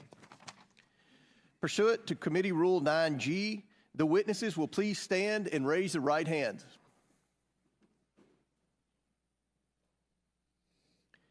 Do you solemnly swear or affirm that the testimony you are about to give is the truth, the whole truth, and nothing but the truth, so help you God? Let the record show that the witnesses all answered in the affirmative. Thank you. You all may be seated. We appreciate you all being here today and look forward to your testimony. Let me remind the witnesses that we have read your written statements and they will appear in full in the hearing record. Please limit your oral statements to 5 minutes. As a reminder, please press the button on the microphone in front of you so that it is on and members can hear you. When you begin to speak, the light in front of you will turn green. After 4 minutes, the light will turn yellow. And when the red light comes on, your 5 minutes is expired, and we would ask that you would please wrap it up as quickly as possible. I now recognize Mr. Bobulinski for his opening statement. Should I allow Hunter to give his opening statement first? Well, doesn't appear Mr. Biden showed up for his public hearing, so we'll recognize you, Mr. Bobulinski. Okay. Thank you, Mr. Chairman. Chairman, ranking members, and members of Congress, good morning. Thank you for this opportunity to speak with you and present my truthful testimony to the American people. I sit here today under oath for one reason and one reason only. The American people deserve to hear the truth. Though the truth involving the deep corruption of the Biden family, including the malfeasance of the sitting president of the United States, might be raw and unpleasant, the American people must hear it. You're presented here today with two narratives in this investigation. A false one being pushed by Joe Biden, a serial liar and fabulous, now under this impeachment investigation for public corruption. His brother, Jim Biden, a 75-year-old man who can't keep his lies straight, including under oath. And his son, Hunter Biden, a chronic drug addict facing 2 indictments with 12 counts.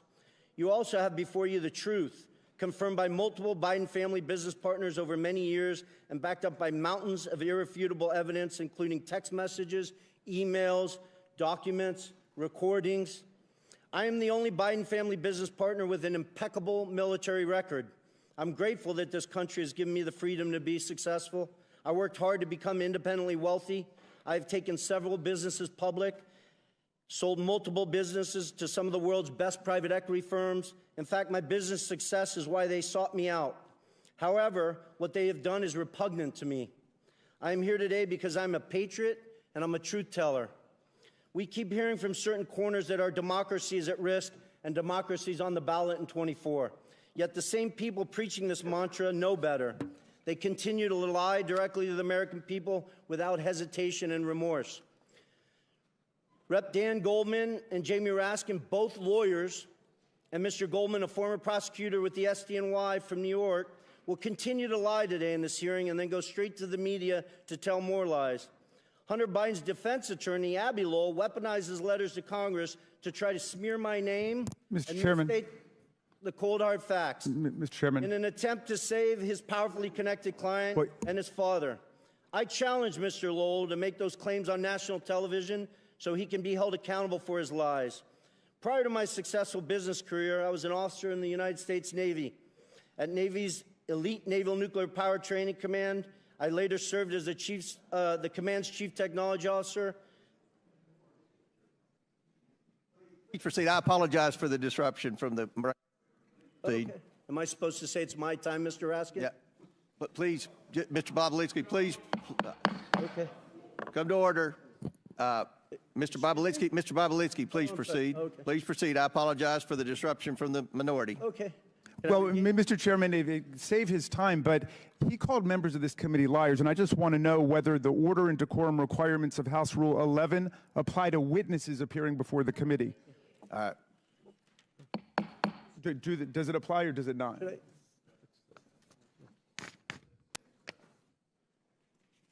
Should I address? I don't.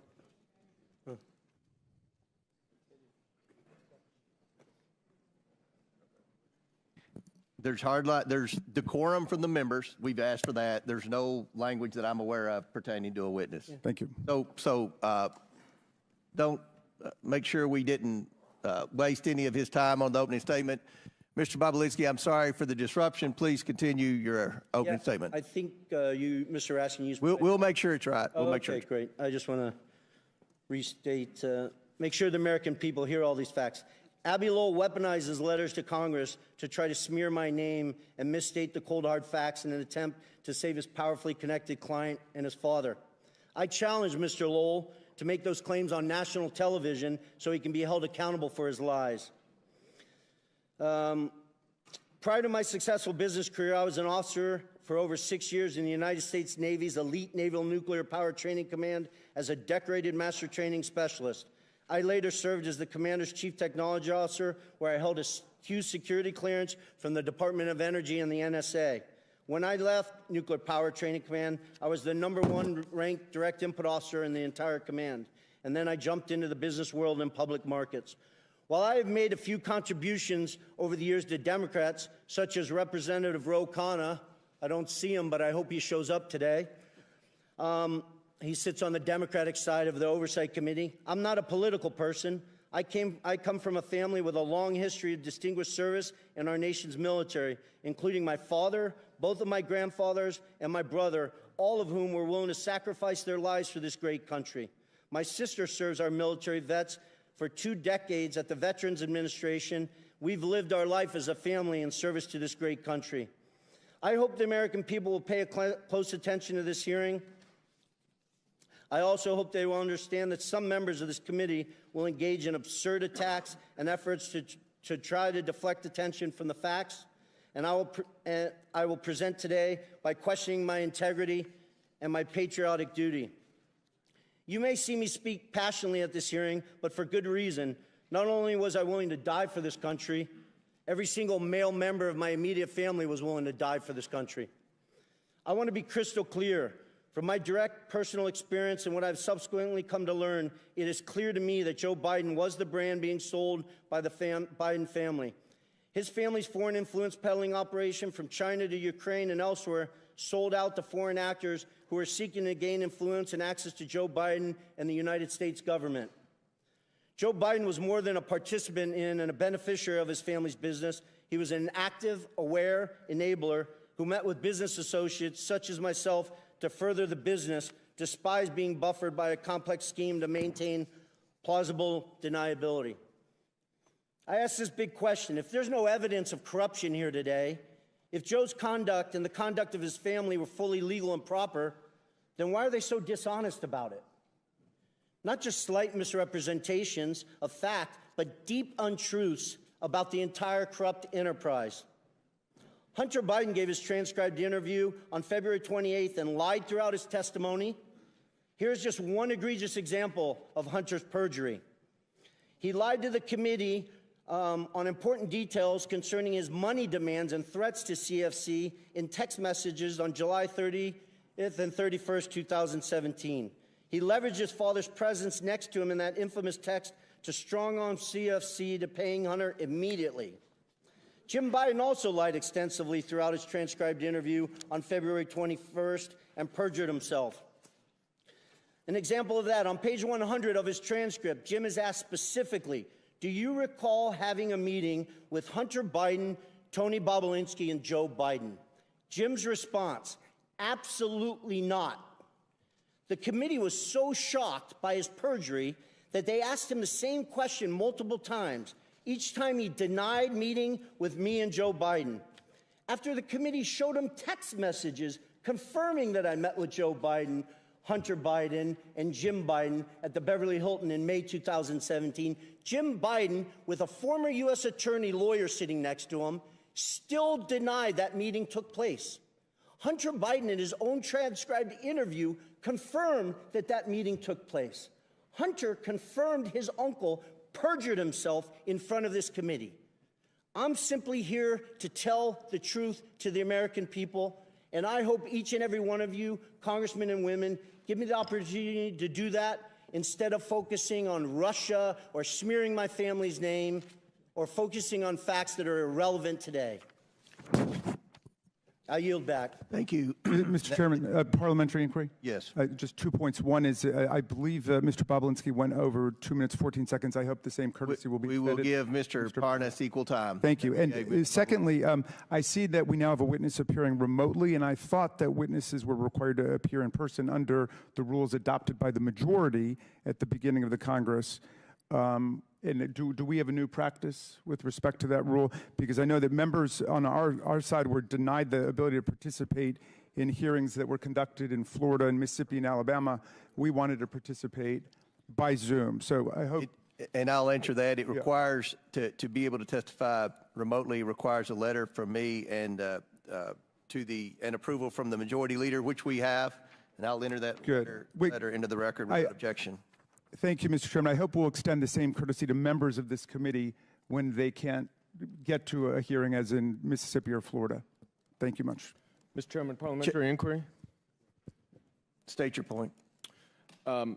Chairman, Mr. Bobulinski just referred to text messages that I believe he is referring to photos of a BlackBerry. What's your parliamentary inquiry? State your parliamentary inquiry, because we've got a very important hearing here, and we don't have time for stunts. What's your parliamentary inquiry? It's not a stunt. It's I'm simply asking that Mr. Bobulinski. You don't have a parliamentary inquiry. Chair now recognizes Mr. Parnas for equal time to Mr. Bobulinski. Mr. Chairman, Chair recognizes Mr. Parnas. Does the committee have the text messages that Mr. Bobulinski? Mr. Chairman, we don't have time for games by Democrats today. We have important witnesses here. This is a credible. I'm asking a question about the important You asked for a parliamentary inquiry. You will have 5 minutes whenever Jamie Raskins gives you, tells me it's your time to speak. Mr. Parnas, the chair recognizes you for equal time that Mr. Bobulinski had, which was 7 minutes. Thank you. Hello. Honorable members of Congress, Chairman Comer, Ranking Member Raskin, and members of the Oversight Committee. I am humbled and thankful before you to show up before you today. I came to the United States from Odessa, Ukraine in 1976 when it was still the former Soviet Union. My mother and father and sister and I had left the Soviet Union, escaping anti-Semitism and persecution. While in Rome en route to Israel, my sister and I won the most important opportunity that we have ever been given. We won a U.S. green card lottery. My family came here with literally no more than shirts on our back and the hopes of rebuilding our lives in the land of freedom. I say this to you because I love this country.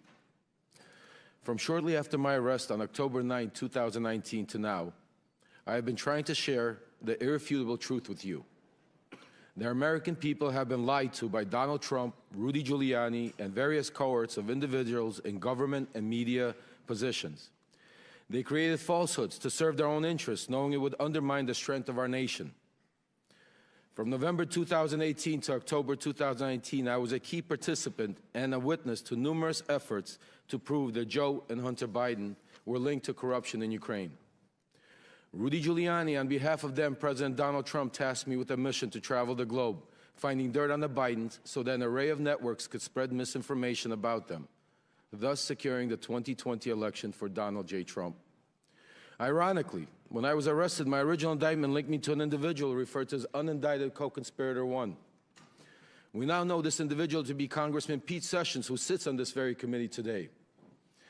Today, I ask you to consider the following. In nearly a year traveling the world and interviewing officials in different countries, I found precisely zero evidence of the Biden's corruption in Ukraine. No credible source has ever provided proof of criminal activity, not the FBI, CIA, nor the NSA. No respectable Ukrainian official has ever said that the Bidens did anything illegal, including former President Poroshenko and former Prosecutor General Yuri Lutsenko. Even when CEO of Burisma, Mykola Zlochevsky, was offered a deal by Rudy Giuliani in exchange for information on the Bidens, he provided none, because there is none. The only information ever pushed on the Bidens in Ukraine has come from one source, and one source only: Russia